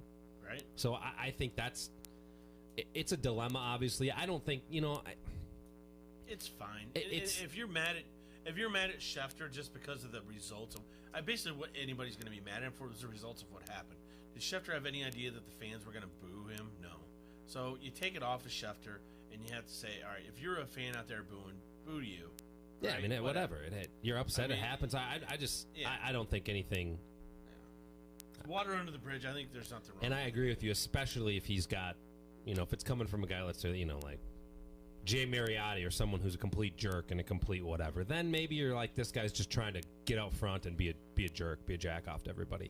Schefter, from what I've what I know and the people that I know who know him, he's just a stand-up dude and a good guy. So I think it was just him doing his job, really.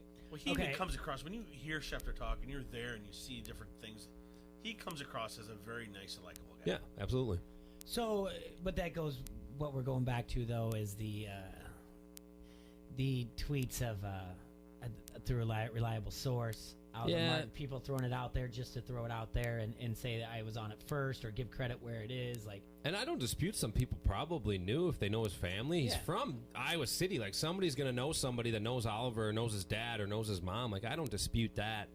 I think you guys nailed it yesterday. And I mean, actually, when we talked about the Bendorf-Moline stuff, like, at a certain point, you have to wait till the official, whether it's the Big Ten yesterday or the NCAA on Friday, you have to wait till they officially say something. You can't say, well, a source close to me said that somebody, like, you could do that, but nobody who's respectable is going to go through third party. Like, if Oliver's mom and dad told him directly, then I think Kaker probably would have reported, or Leistokow, or anybody. But if you're hearing it through a third party, you definitely have to wait, because it's better to wait and be right than throw it out there and be completely wrong. And like Tom said, well, these guys had a 50% shot. You could have predicted that when he first enrolled. Well, he's gonna play this year. NCAA is gonna rule positively.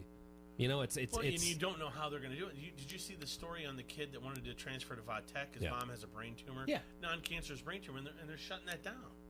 And they were asking questions like, and I don't know if this is true, but it was on Twitter, so you never know. But one of the questions they asked the kid is, well, how come your mom, if she's in such bad health, why did she quit her job?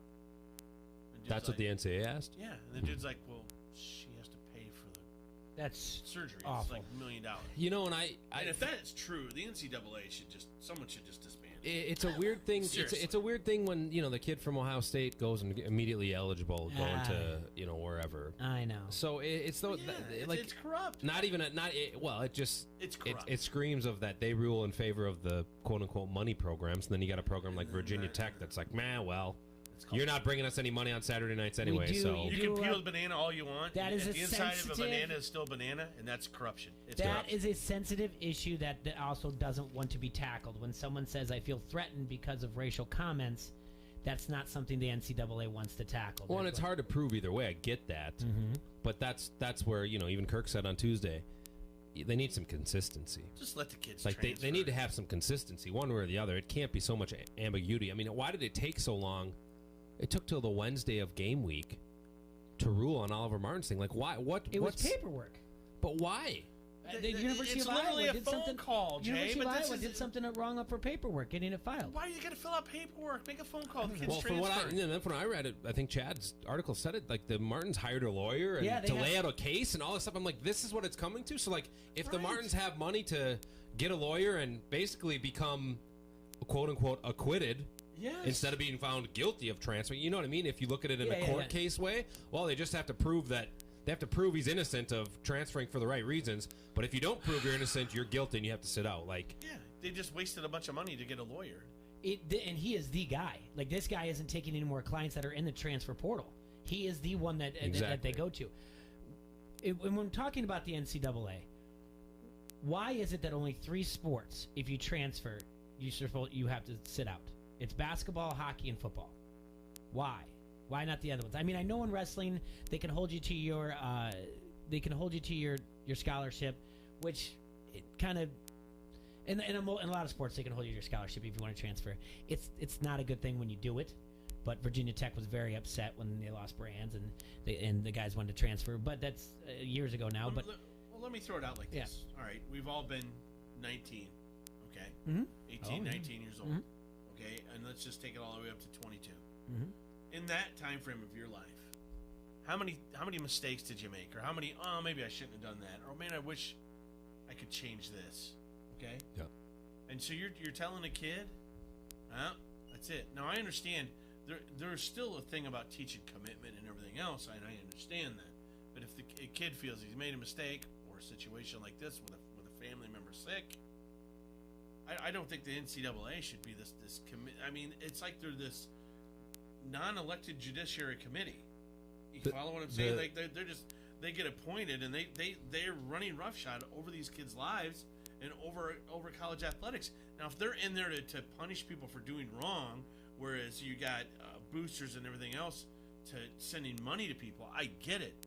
But this garbage is ridiculous. It doesn't make any sense. The interesting thing that I don't know, and I obviously don't think this happened in the Martin case, but the one thing I'll say about the whole commitment thing is that I wasn't a Division I athlete, obviously, so I didn't, after you're recruited at D3, you play and you see the same coaches every week. They recruit you, say hi, whatever. How many of these assistants or these recruiting coordinators or these other guys that, let's say, recruited Oliver Martin, hey, man, like, let me know when you're in Iowa City. How many people are in the ear still when they're at the program? So if I commit to Ohio State, is Georgia still saying, hey, man, let me know, like, we got a spot next year. We got a couple D tackles graduating. If you need to come down, let me know. How much of that goes on? Because that's what I'd be interested in, and that's where... And that could be called tampering, and exactly. I think that should be illegal. But I can go with that. I can see you there. I wonder if that happens, though, that like you're saying, the indecision and just the young person's mind, if you hear that every once in a while and you're kind of being saying, hey, you never keep an open mind, I think that's where...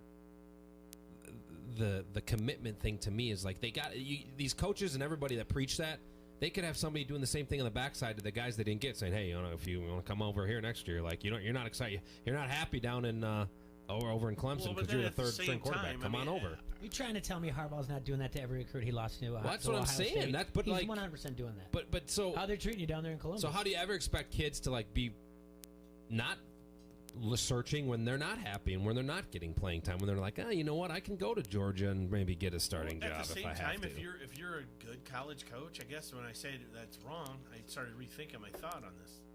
Why is it wrong? What do you mean? You're still trying to build your program. You're in charge of winning football games. Going back to why it was Adam Schefter paid to do what he's doing. Well, I'm the head football coach at Iowa because I'm paid to win football games. Yeah, well, it's I don't care about Jim Harbaugh's feelings or any of the alumni for Michigan. I'm winning football games for the University of Iowa. Well, it's the same thing. Committed. When you commit, it's like Booze Cruise episode of The Office. Michael Scott, BFD, engaged isn't married. I'm committed. Why don't you come down to Alabama? But I'm committed. BFD, come on down. Come visit. That's what Saban does. He doesn't care. Isn't married. Yeah. And guess what? People that get married get divorced too. Yeah. I knocked one out. So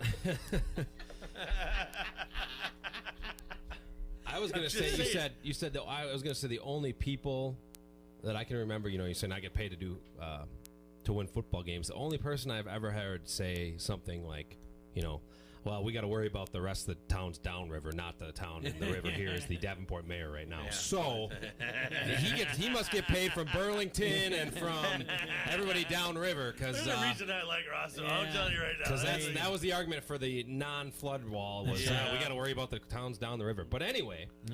I don't know. I just think that they need consistency. Harbaugh said it like, I think everybody should be free to transfer once. And after that, it should be really hard. Like if you're going to be a person that changes their mind 3 times, like the kid that didn't start at Miami, now he's looking to transfer, right? Yep. So, you're just going to... You're absolutely right. I think Harbaugh has a point. God, I can't believe Jim Harbaugh. Transfer once. He did not make it easy on that Cincinnati kid, though. That's the problem with Harbaugh's point and how we're like, look, we finally agree on Harbaugh. And then I did something like that. I'm not defending Jim. I don't care if Van Severn can pay me $1 million. Yeah, but there's people that'll block. I mean, there's people that'll block transfer. Like I think it was it Frost? It was somebody within the Big Ten. They blocked everybody in the Big Ten West from transferring, and it was like because you can't go to a Big Ten West school. They don't want you to. Like, part of me, that's where they need rules because I could see that. Why would I want if I think this guy can play? Why would I want him going to a division rival that I have to play every year? I can see that. Yeah, because I'm trying to win football games. Yeah, but at the same time, you're trying to influence the life of a kid. So, negatively influence the life of a kid. There's a line, and that's where I mean, if you're going to have the NCAA around, at least establish the lines, and it shouldn't take that long. Well, since we're talking about transfers, let's talk about Oliver Martin, but let's do it after a break. Let's talk about how he's going to look and how much. Let's see what how much Rosso thinks he's going to be playing on Saturday. I know on the Harrington's Facebook comment thread, Dennis asked that question, so we want to make sure we ask that when we come back from break. Oscar's Pub is proud to bring to you Beer Fest, Saturday, October 12th, an all-day event to celebrate beer and fun. They're going to have beer pong, flippy cup contest, a Vans bread nugget eating competition. We're going to have samples of all German things from our vendors, wine, Oktoberfest beers, Martins, what have you. That night, they're going to top it off with live music, starting at 4:30, a band out of the Quad Cities called the Bettermen, and then 7:30, straight out of Milwaukee, Wisconsin, performing for the first time in the Quad Cities, Pat McCurdy, bringing the most high-energy act in the country and playing his standout hit, Sex and Beer. Tickets for the event are going to go on sale in advance September 1st for $5, and they're going to be $10 day of at the door. That's Beer Fest, Saturday, October 12th at Oscar's Pub, featuring Pat McCurdy. Give me a hell yeah! I said give me a hell yeah! This is Julian Vandervelde, and you are listening to Don't Hassle Us, We're Local on ESPN 93.5. ESPN 93.5 wants you to be an insider. Access great contests and giveaways and be in the know at ESPN935.com. Brought to you by Necker's Jewelers, where the Quad Cities gets engaged, and ESPN Quad Cities. From local to global, ESPN 93.5 has you covered with your Quad Cities sports talk show. It's Don't Hassle Us, We're Local. Talk sports with your favorite foursome, T-Roy, Jay Bird, Surge, and you. Weekdays from noon to 2 on ESPN 93.5. Brickstown Davenport is the Quad Cities home for all of your sports action and good beer served properly. Kick back on Sundays and don't miss a moment of the games with the NFL Sunday Ticket. Come early on Saturdays and make Frick's your special tailgate spot for all Hawkeye games. Don't forget, Frick's great second floor bar is perfect for all of your special events, birthday parties, anniversaries, or just a great time. Call 563-594-6857 or check us out on Facebook for all booking inquiries. Frick's Tap, good beer, served properly. West 3rd Street, Davenport. Renewal by Anderson. When it came time to replace our old drafty windows, we opted for quality with style, installed by professionals. Renewal by Anderson. I'm Sam Hare with Renewal by Anderson. One of the things I look forward to most in August is the State Fair. Every year we meet thousands of people and give them the opportunity to see our great products that'll be on display. You can take advantage of our State Fair specials too. 10% off your window or door project, or 25% off your whole house project with special financing offers with no interest, no payments until 2021. These specials are good through the month of August, and for more savings, text STATE to 96714 for an additional State Fair discount. That's the word STATE to 96714. Visit us online at renewalbyanderson.com, visit us at our showroom in Davenport, or stop by and say hi at the State Fair. Renewal by Anderson. We love our new windows.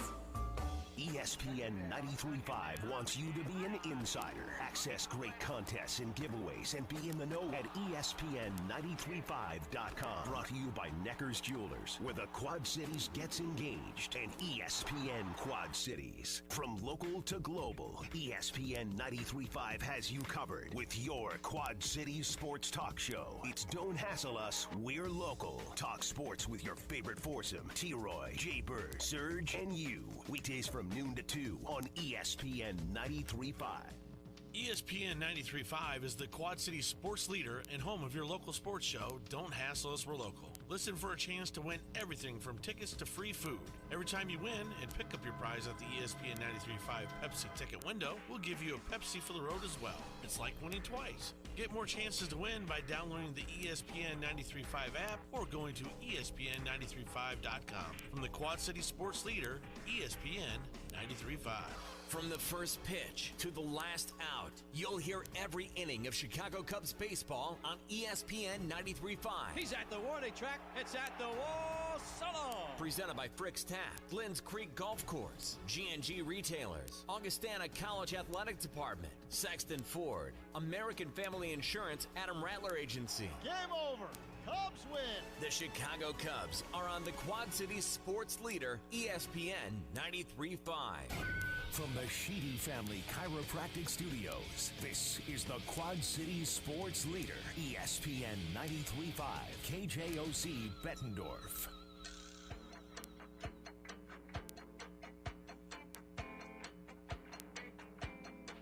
Okay, race fans, it is time for Heritage Pub's 5th annual Halfway to St. Patrick's Day 5K to benefit Parkinson's research.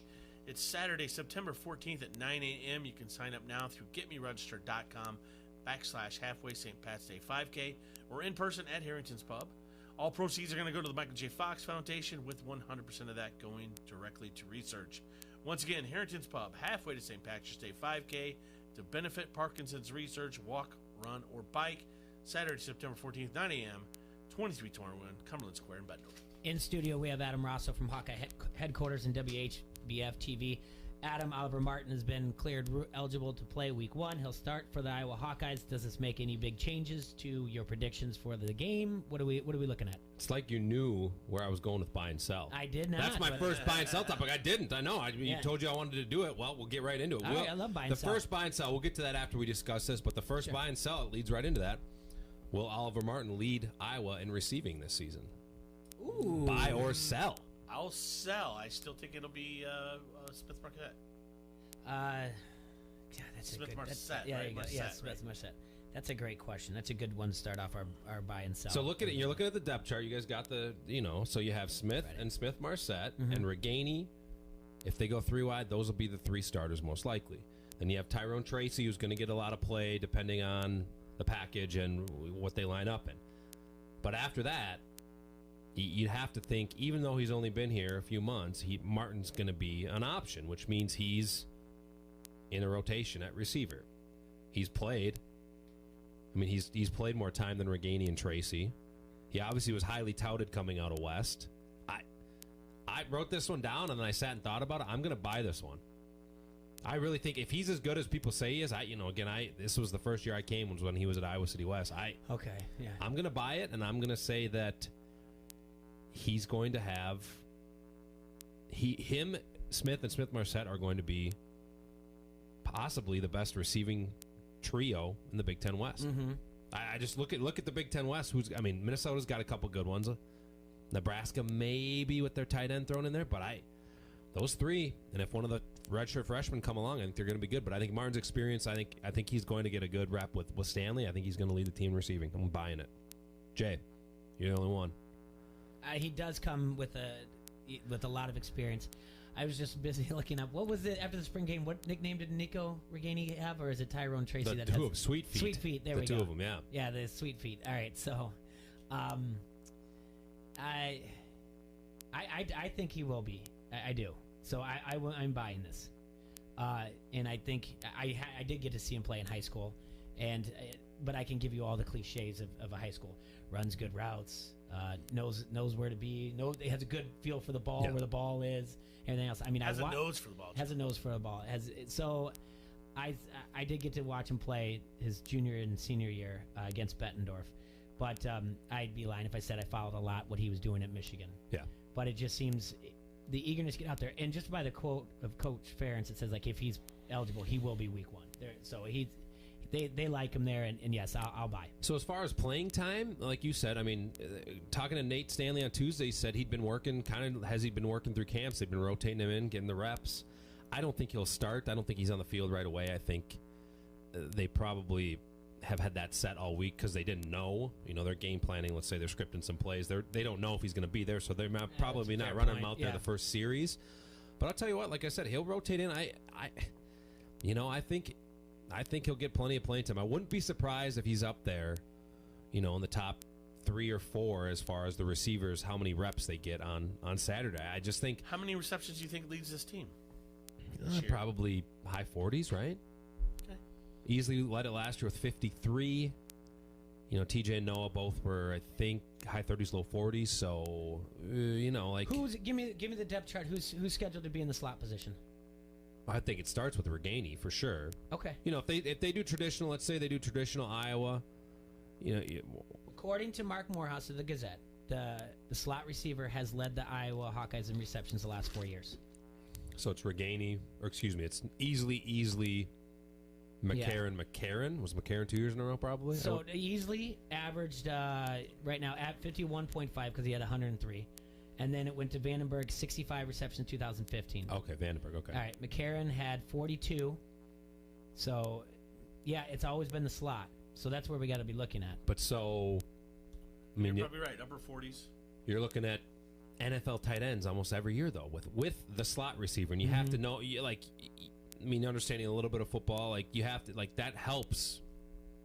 The closer to the ball you are, if you have a tight end, that's going to help the guys next to him, and he's always going to be paired kind of with the slot receiver. So if the tight end's running off a safety, or they have to account for a George Kittle or a Noah Fant or TJ Hawkinson, that'll help the underneath guy. We'll see if they have that this year with Nate Wheating and Drew Cook, Sean Byer. I don't know if they do. Maybe one of them emerges. I think this team, if you want to say anything that's going to look completely different, I think you're going to see a lot of 3 receiver sets. I really do. I think it's going to be 3 receivers, 1 tight end, 1 back a lot of the time. And maybe they excited. Maybe they throw in, Brady Ross a fullback, or they put another tight end in the backfield as a pseudo fullback. But I just think it's going to be a lot of Brandon Smith, Amir Smith-Marset, and Reganey, throwing Tracy and throwing Oliver Martin. If you got 5 guys you're confident in, you can run out 3 receivers a lot of times, and hopefully that spreads the defense out and makes them respect those guys, so it opens the running game a little more. I think the running game with those 3 running backs has potential, but we haven't seen it the last couple of years. It really hasn't been very good. So I would expect a lot of 11 personnel and a lot of 3 receiver sets. I don't know how much on Saturday, because I think they're confident they can win the line of scrimmage. But I think against some of these teams in the Big Ten, they're going to put some pressure on the back ends of those defenses with some of those receivers. What's our next buy sell? Let's do kind of we're looking way ahead, putting the cart before the horse. But Alaric Jackson and Tristan Wirfs will both be first round picks in the 2020 NFL Draft. So the 2 tackles. I'll buy. Not both of them. That's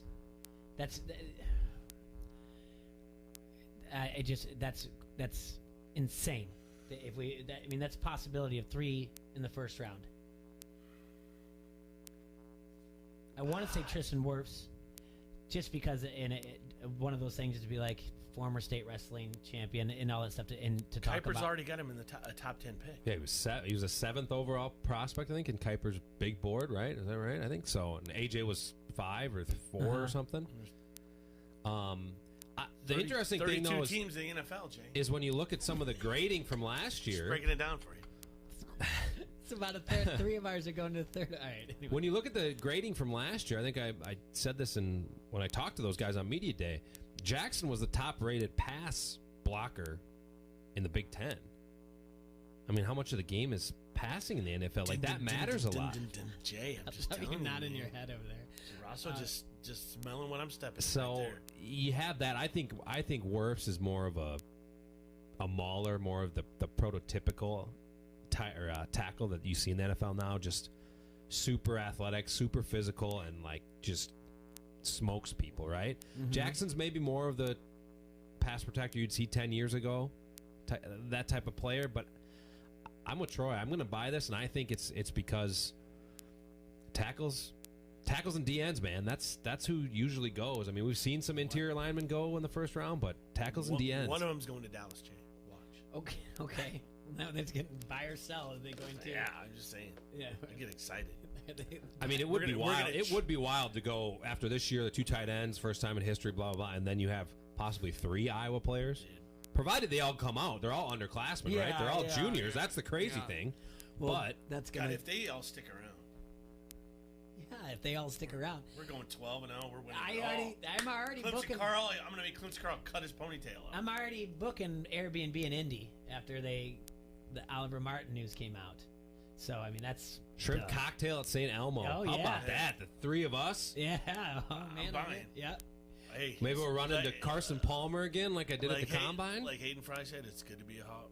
Before, how much do you get back when you post things like you wrote your season, your preseason, thing about the season and said, now this is the year. Yeah, exactly. I didn't give any predictions. I just said if there's going to be any year. You told us, you're like, I don't think I'm going to go through every game like I've done before, but I'm going to put something together. You told us that last week. And then you just basically ran down and you said, this is got to be the year. If they're going to do it, this has got to be the year. And of course, I think the only thing I saw was like, oh, they'll have a January bowl game, but 8-4. I'm like, well, I kind of get what you're saying. How much do you get back? Do you get any pushback, or do you what like comments? It was a lot of. A couple people thought last year was the year, which I don't disagree. I mean, a lot of it. You look at the stats from last year. It was ridiculous. I think they were the third highest scoring margin. It was like third or fourth, and the only other team that didn't go to a BCS game was that 08 team. Well, then what they do the next year? They turn around and went to a BCS game. So that was kind of the whole basis of this. Like looking back, Iowa's program's it's repetitive. It's repeatable. Exactly. Cyclical. Yeah. And so looking at that, it's like all these guys know how close they were last year. And when we had Marvin McNutt, we had Julian, and we had Joe Conklin over at the Public House on Sunday. And we're talking to those three, and, they all realized the little things and what the difference between a huge season in 08 was and a special season in 09 was. And I think a guy like Nate Stanley, Epinesa, you got, the leaders of this team, I think they're all wired that way. I think it just itches at them and burns at them that they were, basically a couple plays away from winning the West last year, and they didn't do it. And I know it's a tough schedule. I know the road games are going to be extremely difficult, but I think this is where we're going to see the motor that Epinesa has on every play. And I said this to multiple people. Since I've been here, the Hawks haven't taken care of business at home. That's been the issue. Yeah. I mean, I know 2 years ago Penn State was the last play of the game, but then they laid an egg against Purdue. Last year, they should have beat Wisconsin. There's no question they were the better team than Wisconsin. And then Northwestern, actually, they beat them. But they still had the chances to win. It's 14-10 in the fourth quarter. They have the ball, they're dry, and then they fumble the ball away. They have to win all the games at Kinnick. That's the only thing I'll say about this. If they don't take care of business at home, they won't win the West. Because they're not going 4-0 on the road. At Michigan, at Wisconsin, at Nebraska. Those are three really tough places to play. If they win 2 of those games, everybody's going to be happy. Right. So, but you got to take care of business at Kinnick. You can't have these games. You can't have the Purdue letdown like 2 years ago. You just can't. That's how teams. How often does Wisconsin lose at Camp Randall? Not very often. They typically lose on the road. That's why they are always contending in the Big Ten West, because other than getting steamrolled by Minnesota last year, I don't think they lost a home game in the conference. T-Roy has been playing the game this week. What's that? It's a bar game, I guess. It's Screw, Marry, Kill. Yeah. Michigan, Wisconsin, Nebraska. Rosso. For this year? Yeah. What do you do? Screw, marry, or kill one. Yeah. Just talking this year, not program wide. Yeah. I got it. Well, you can give me a background. Yeah, program wide or anything. I don't care. But since that's their road games. They're tough road games. Yeah, program wide. What do you do? I got it. I got mine figured out. Screw, marry, kill Michigan, Wisconsin, Nebraska. Boy, oh boy. I mean, as a Minnesota guy, I have to say kill Wisconsin. I'm not a Wisconsin fan at all. Even though their program's good, and I think they're probably Iowa's biggest challenger this year. I think those two are going to battle it out again. So I guess screw in terms of a verb, right? Like not a yeah. I guess probably Michigan. And then I guess I'd marry Nebraska. Nebraska's got a lot of nice people. See, I'm going. A lot of nice people in Nebraska. That's all I can base it on. I've never been to the big house. Harbaugh, though, seems like it might be a fun time. Yeah. Might be a fun time. Here's the deal. I'm killing Nebraska, and I'm sorry, Caitlin Benson out there, but no, I don't like that coach. I don't like that team. When I went to watch that game last year and I saw the attitude that team had for Scott Frost, no, I'm killing Nebraska. I hate Nebraska. All right. Yeah. Hate Nebraska. I am definitely screwing Wisconsin because they got the big, thick girls. They can party, and they can party. I love to party up there, and I'll marry Michigan just because of Van Severn. I've been to the big house, and I'm not impressed. That's what a couple people have told me that I've seen around town, actually, just talking about going to the road games. They said, it's unimposing. It's dug way down in, so you pull up on it. It's like a 2-story building. Yep. And then it's not, it's so big. It's actually the sound and the feeling. It doesn't. It really, it doesn't. You and I could have you could be in the stands. You and I could have a phone. You and I could have a phone conversation, and you'd be in the stands. Interesting. Yeah, my second favorite college uniform next to Iowa. The winged helmet, that the traditional. Yeah, I'll give you that. I know it's great, but it's they did it for the forward pass so that the quarterback could see down the field, right? It's fine. I like it. Right, it's not. We got one more buy or sell. Yeah. And I think we talked about this last year. And this kind of comes on the heels of I saw that the Illinois High School Association they're not going to have JV games anymore, most likely on Friday nights, which is a win for everybody in the media. Yeah. Because if you guys know, especially us in TV, Well, yeah, we were on a couple Fridays. they You don't guys- start until 8 o'clock in Orion, and then you're scrambling to get to another game. Plus, It's- with all the rain last year, I remember Ugh. coming in. We did the show with you guys a few times. You two were coming in. You guys were there an hour weather. before we are, yeah. So that I think is a good change. I hope Iowa follows suit because it's the variability, and like I said, when coming from Minnesota, Friday night football was only varsity. It's the spectacle. People are in the crowd, are there at 6:40. They know it's kicking at 7. The band's jumping. You get there at 7:20 of this game. It's the halftime of some JV game. So everybody's got to sit there for 40 minutes. I just don't like that. It's not. I understand. Friday night football is varsity football. JV and sophomores can play on Monday. They can play on Tuesday. I don't care, but Play on Saturday morning. just Friday night spectacle. It's just nothing beats it, and I think kind of it tampers it down when people get there and they're excited, and they got to wait 30 minutes because the sophomore game's running over. It's just I don't know. I felt that way since I got here. I want to be the contrarian here, but it's hard to because I want to play the athletic director, but you're still taking 2 different buses. Yeah, no matter what. So no matter what. So the sophomore game should be Saturday morning. Yeah. Because I'm with you, because back in the day, and I don't, not so much now, but Muscatine used to run Joe Tiller's Purdue offense. I mean, from so it took pop forever. up, you would walk in, it'd be like second quarter of the sophomore game when you thought it'd be varsity because of incomplete passes and everything else. So I'm with you because right away my brain goes, well, an athletic director is going to say no, but they are taking 2 buses anyway. So I'm with you that they should move the sophomore games to Saturday day. That's double concession sales. That's The true. next Double day. the gate too. Yep. Yeah, because they're getting the varsity parents, the sophomore parents, are still going to go to the varsity game because they're going to want to see what they're doing. All right, sorry to interrupt you. All right. Well, so on that note, tonight it's Minnesota South Dakota State College on a Thursday night. Do you guys think? Are you guys buying or selling non-Saturday college football games? We had it last year. I think Purdue Northwestern was a Friday opener. Are you guys buying or selling these, or should Saturday be college, Friday be high school, Sunday, Monday NFL? Yes. The last Friday high school, Saturday college, Sunday, Monday, no Thursday games. Period. I don't want NFL. Jay came up with the doubleheaders on Monday. I strongly believe in the doubleheaders on Monday. Okay. I know These the guys Big need Ten time to pushed prepare. back real hard. Some people did about Friday night. Again, saying that's for the high school. That's when it should be. I know Michigan flat out said you don't schedule some Friday nights. We're not going to do it. The thing it started was it's the Tuesday night action, right? To get the exposure of to get their programs out there, so that the kids that are not going to go to like your Power 5, they could see the exposure of your Kent States and whatnot, your Miami of Ohio's. That's where it started. And then Thursday, I'm fine with it week 1. There's no NFL. Okay. So I'm fine with week 1 having Thursday night games. I'm fine with Saturday. I'm fine with a marquee game on Sunday night of Labor Day weekend. I'm fine with that. Week 2 on, I'm with you. Friday, Saturday, Sunday, and Monday. But I mean, it's for the new casinos and the sports books. That never dies down now. I think the interesting thing for me, and it kind of ties into the story that I did earlier in the week about declining attendance, if you tailor it so much toward TV, people are now so used to it, are they just not going to show up on Saturdays like they used to just because they're like, well, whatever, I watched last week's game on Thursday when the Hawks played, so I had a good time doing that. So, you know what, next Saturday, I'll just sit at home.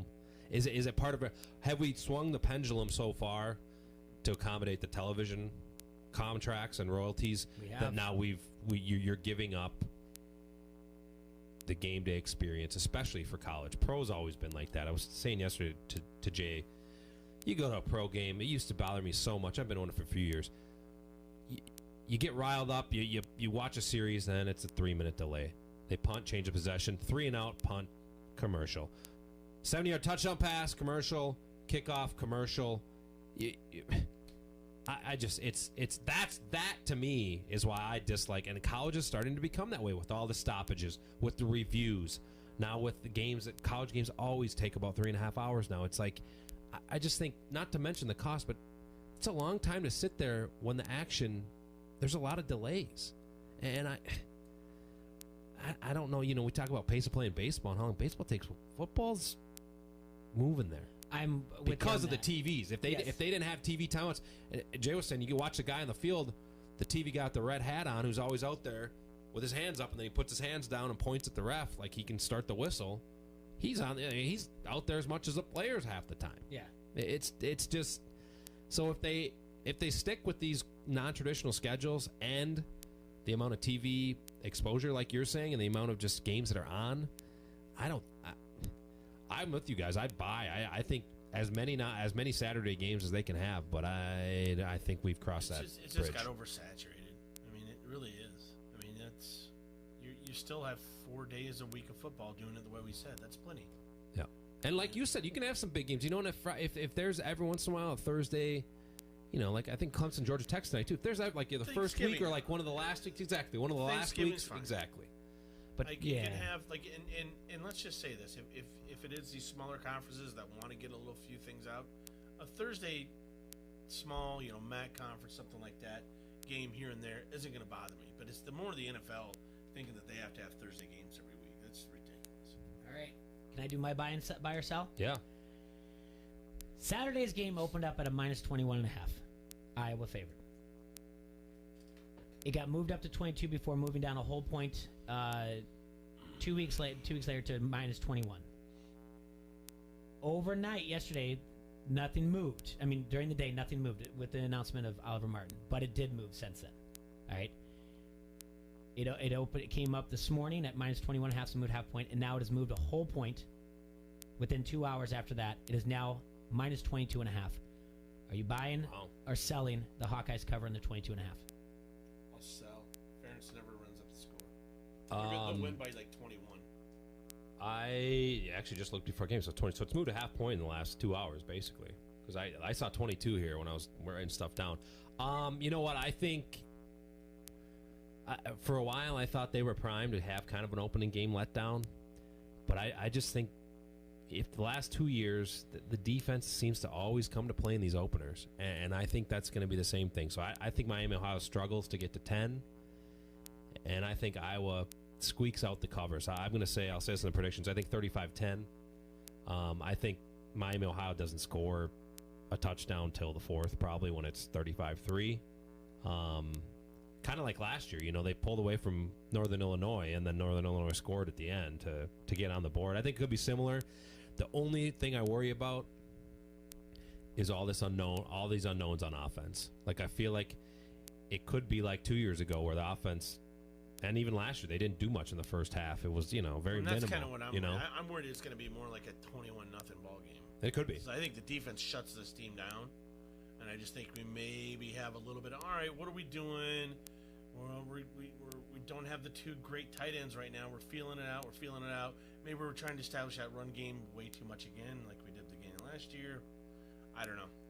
I'm feeling a 21-0 output. I'm buying the cover and I'm buying the under. That's my. And I'm not obviously putting any money on this, so don't. I'm not going to make or break the bank here, but I'm just that's my hunch right now. Under because it's 47, 49. What is it? High 40s. I know that. Yeah. In the two previous years, Iowa is in the first 2 weeks of the season 3-1 against the spread, and in the first month 5-3 against the spread, 1-0 again in the last 2 years against MAC opponents. So it's just a little. And they don't have a quarterback. They don't know who they're playing at quarterback. That was my story last night. They're preparing for 3 quarterbacks, a lefty and 2 righties. None of them have started a college football game. One's only taken snaps in like 2 games. Yeah, so I don't think they're going to score. If they get above 10, that would be a shocker. Yeah, I literally have them at 0 to me. So and Iowa just has to struggle on offense for them not to cover the spread. Yeah, and that's what I think. They're just going to kind of plot around, maybe try to get a few things figured out because the defense is going to be dominant. It should be. I mean, it really should be. I don't think Miami of Ohio has that many players where you'd say, wow, that guy could play at Iowa, especially on offense. I think they got, obviously, Ragumba, D-back, a couple other D linemen and linebacker guys that are pretty decent. But the one thing is their offense last year lit it up after the first 3 games. They averaged like 30-some points per game down the stretch, but they don't have their quarterback from last year.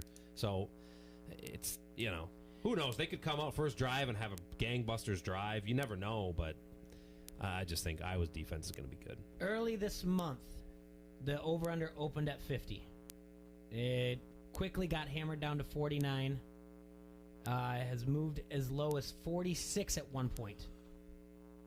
And now, and then actually when I say this, at one point, as of yesterday, 46. And then got jumped all over again to move it to 47. I know at one point doesn't sound a lot, but that takes a lot to move a point.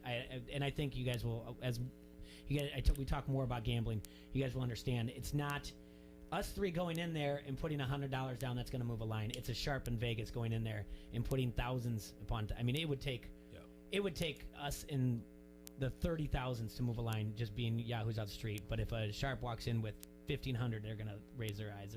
So. So that does a whole line, a whole point means something. So I do like the under as well. Which means it'll probably be over. Yeah, probably. But the way I if it's gone down 4 points since 50, all of us love it. We're gonna take the over and cover. We all love the under. It sticks. We'll look at it'll be 55-20. They'll blow the over under out of the water. They'll be seriously. They'll be 75 points scored, and we'll be like, all right, whatever. Jay bet the opposite. Yeah, the 12-team parlay for Foster. 0 for 12. That's right. Yeah. The 5-teamer is just my claim to fame. The first bet I ever made, legal and wager in the state of Iowa. So you go out there tomorrow, and I mean on Saturday, you got. This is. I mean, you're going to be doing this every week, except for like bye weeks. You're still going to be busy doing stuff. This is it, man. This is He's the hardest working man. I know. It's where the bread's buttered. You know what I'm saying? Got the fresh haircut. This is why you do it. Got the fresh. Got the fresh kid. Just shaved this morning. So you stay away from my wife. Okay? We're getting ready. We're getting ready to roll tomorrow night. Obviously, a full slate of high school games, so it should be fun to get back into it. This is, like I said to a few different people, it's the best time of year. My opinion, best time of year, because then we're going to get into playoff baseball. It's going to be this next 3-4 months are excellent. Cubs Twins World Series. I love it. Tell you what, I'm starting to know my way around WHBF. Are you? I'm gonna. You're this garbage. He's trying to take your job. I'm not taking your job. Big brother expert. Yeah, big brother. He's trying to sniff his way into Hawkeye headquarters. I know what he's up to. It's amazing. He could interact with everybody on Facebook when we preempt it for like the Packers game or something. We get the comments. We get the comments. We got to bring Andy in. We're gonna bring him back in, the Ohio State guy. But yeah, we were talking about that. The comments that he gets, you know. Yeah. Yes. Oh yeah. I'll be honest. He gets so much garbage when they come break in for like storms and stuff. Like people could die, dude. I'll be honest. Everybody, calm down here with your big brother love. Being a CBS, WHB, but CBS affiliate. Mm-hmm. I'm not even sure I knew Big Brother and Survivor were still on until I started working here again. That's not my thing. Those two crappy shows. I remember watching the Survivor premiere after Super Bowl, whatever, where the Ravens beat the Giants. But after that, was that number one? Yeah, that was the first one. Yeah, I'm like, that's why is this guy getting 19 years ago at this point, so it's a long time ago. All right.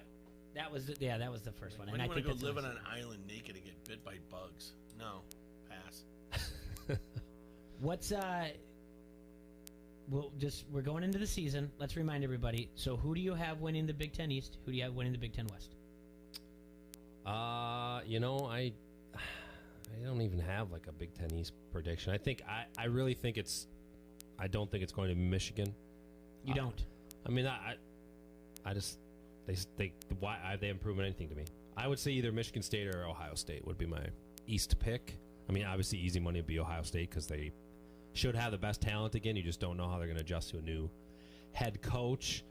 And I'll say Iowa to win the West with the caveat if they lose a home game, they're not going to win the Big Ten West. That's my one. I'll tell you that every week until they're undefeated at home. If they don't win every game at home in the Big Ten, they won't win the West because I don't think they're going to go better than 2-2. I think they either lose at Michigan, at Wisconsin, at Nebraska, and Northwestern's their other one, remember? So they haven't beat Northwestern in 3 years. So that 4 road games, if they go 2-2 and win all their home games, that's how I think they win the West. 7-2 in the conference. If they go lose 1 game at home and 6-3, they're not going to win the conference. I'm going Michigan State, Iowa, baby. Rematch. Michigan State, Iowa? Yep. Rematch, Iowa gets them back. Who would? I know we got a short time. Who would people want? This will be an interesting poll question. That is a very good question. Because I think everybody's with you, Troy. I think people would like to see Michigan State again. Yes. But I'll say this: Ohio State. A lot of people are still juiced up about that game a couple years ago, and I think a lot of people would be juiced up to play them again, just to see what would happen. Well, that was was right? I mean, the game that didn't happen that should have happened, where they didn't get to play Ohio State. Years ago, yeah. Yeah, and then they did beat the snot out of them 2 years ago. Would it be three? It'd be 3 years ago now. But yeah, I think that's where it'd be an interesting thing to me. Who do you want to? Do you want a rematch when you're LJ Scott on the goal line stretching it out, the heartbreak, or do you want to see them play Ohio State for all the marbles after kicking the snot out of them 2 years ago, not playing them in 15, and then they didn't. They lost in overtime in 09 or whatever that was, where they would have gone to the Rose Bowl. I'll take either or. I think here's the deal: if they beat Ohio State in the Big Ten championship, it means a lot more to the nation and for us to go to the BCS rather than Michigan State. But to me, we owe Michigan State in that game. You know, that's kind of where my head's at. But either one, I think it's going to be Michigan State. I think Ohio State will be a disappointment. All right, so I got on Twitter. All right, Iowa goes to the Big Ten, Indy for the Big Ten championship. I don't know what I know I'm going to get comments like, oh, I don't know what to write after that. You know, reckless speculation, I guess. Hypothetical. Yeah, just hypothetical. Ohio State's. Who do you want to see them play is the question. So Michigan State, Ohio State, Penn State, right? Even though they play Michigan, Penn State in the season. So that's the 4, right? So, okay, we can do a hypothetical. I'm still going to get comments like, you're out of your mind. But anyway. Why not? It'll be fun, though. I just, like, I mean, is that a reasonable thing? They got to win all their home games? They obviously did it in 15. I just think you can't expect to win more than 3 road games when you have that road schedule. And I think you have to take care of business at home, and they haven't done it since I've been here. And you could argue that's why they haven't won the West. I just think you can't have a letdown at home. They have to beat Penn State at home this year. They should have beat them last year. They should have beat them 2 years ago. Could have beat them 2 years ago. Maybe not should have. Last year they were just as good, if not better, on the road. Mm-hmm. They don't have Trace McSorley. They have Iowa's got as good or of a defensive front, of a defensive scheme. They have to beat Penn State at home. They can lose at Michigan. That's a crossover division. That's not. But then you got between Wisconsin, Northwestern, and Nebraska. I think they got to win 2 of those. You have to win 2 of those 3 against the West teams on the road. I just don't know. It doesn't matter how it shakes out. I guess it does if Wisconsin somehow or somebody rolls, goes the whole way. But I don't know.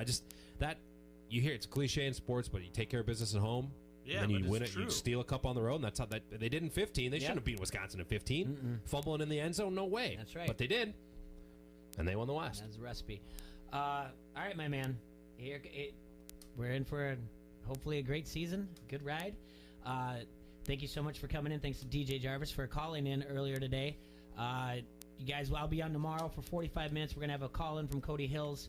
We're going to talk to him a little bit about what he's doing with that simulation and how he's raising money for the University of Iowa Steed Families Children's Hospital. And we'll cover a few more things. And Jay will have a big announcement tomorrow as well. Yeah, big announcement tomorrow. I will have a big announcement tomorrow. Thanks, T-Roy. And I'll also, I guess I'll make my high school picks. And I'll give you some more picks for college football as well. And tell you why. Thank you guys so much. You guys enjoy yourselves, Quad Cities. Have a hassle-free Thursday.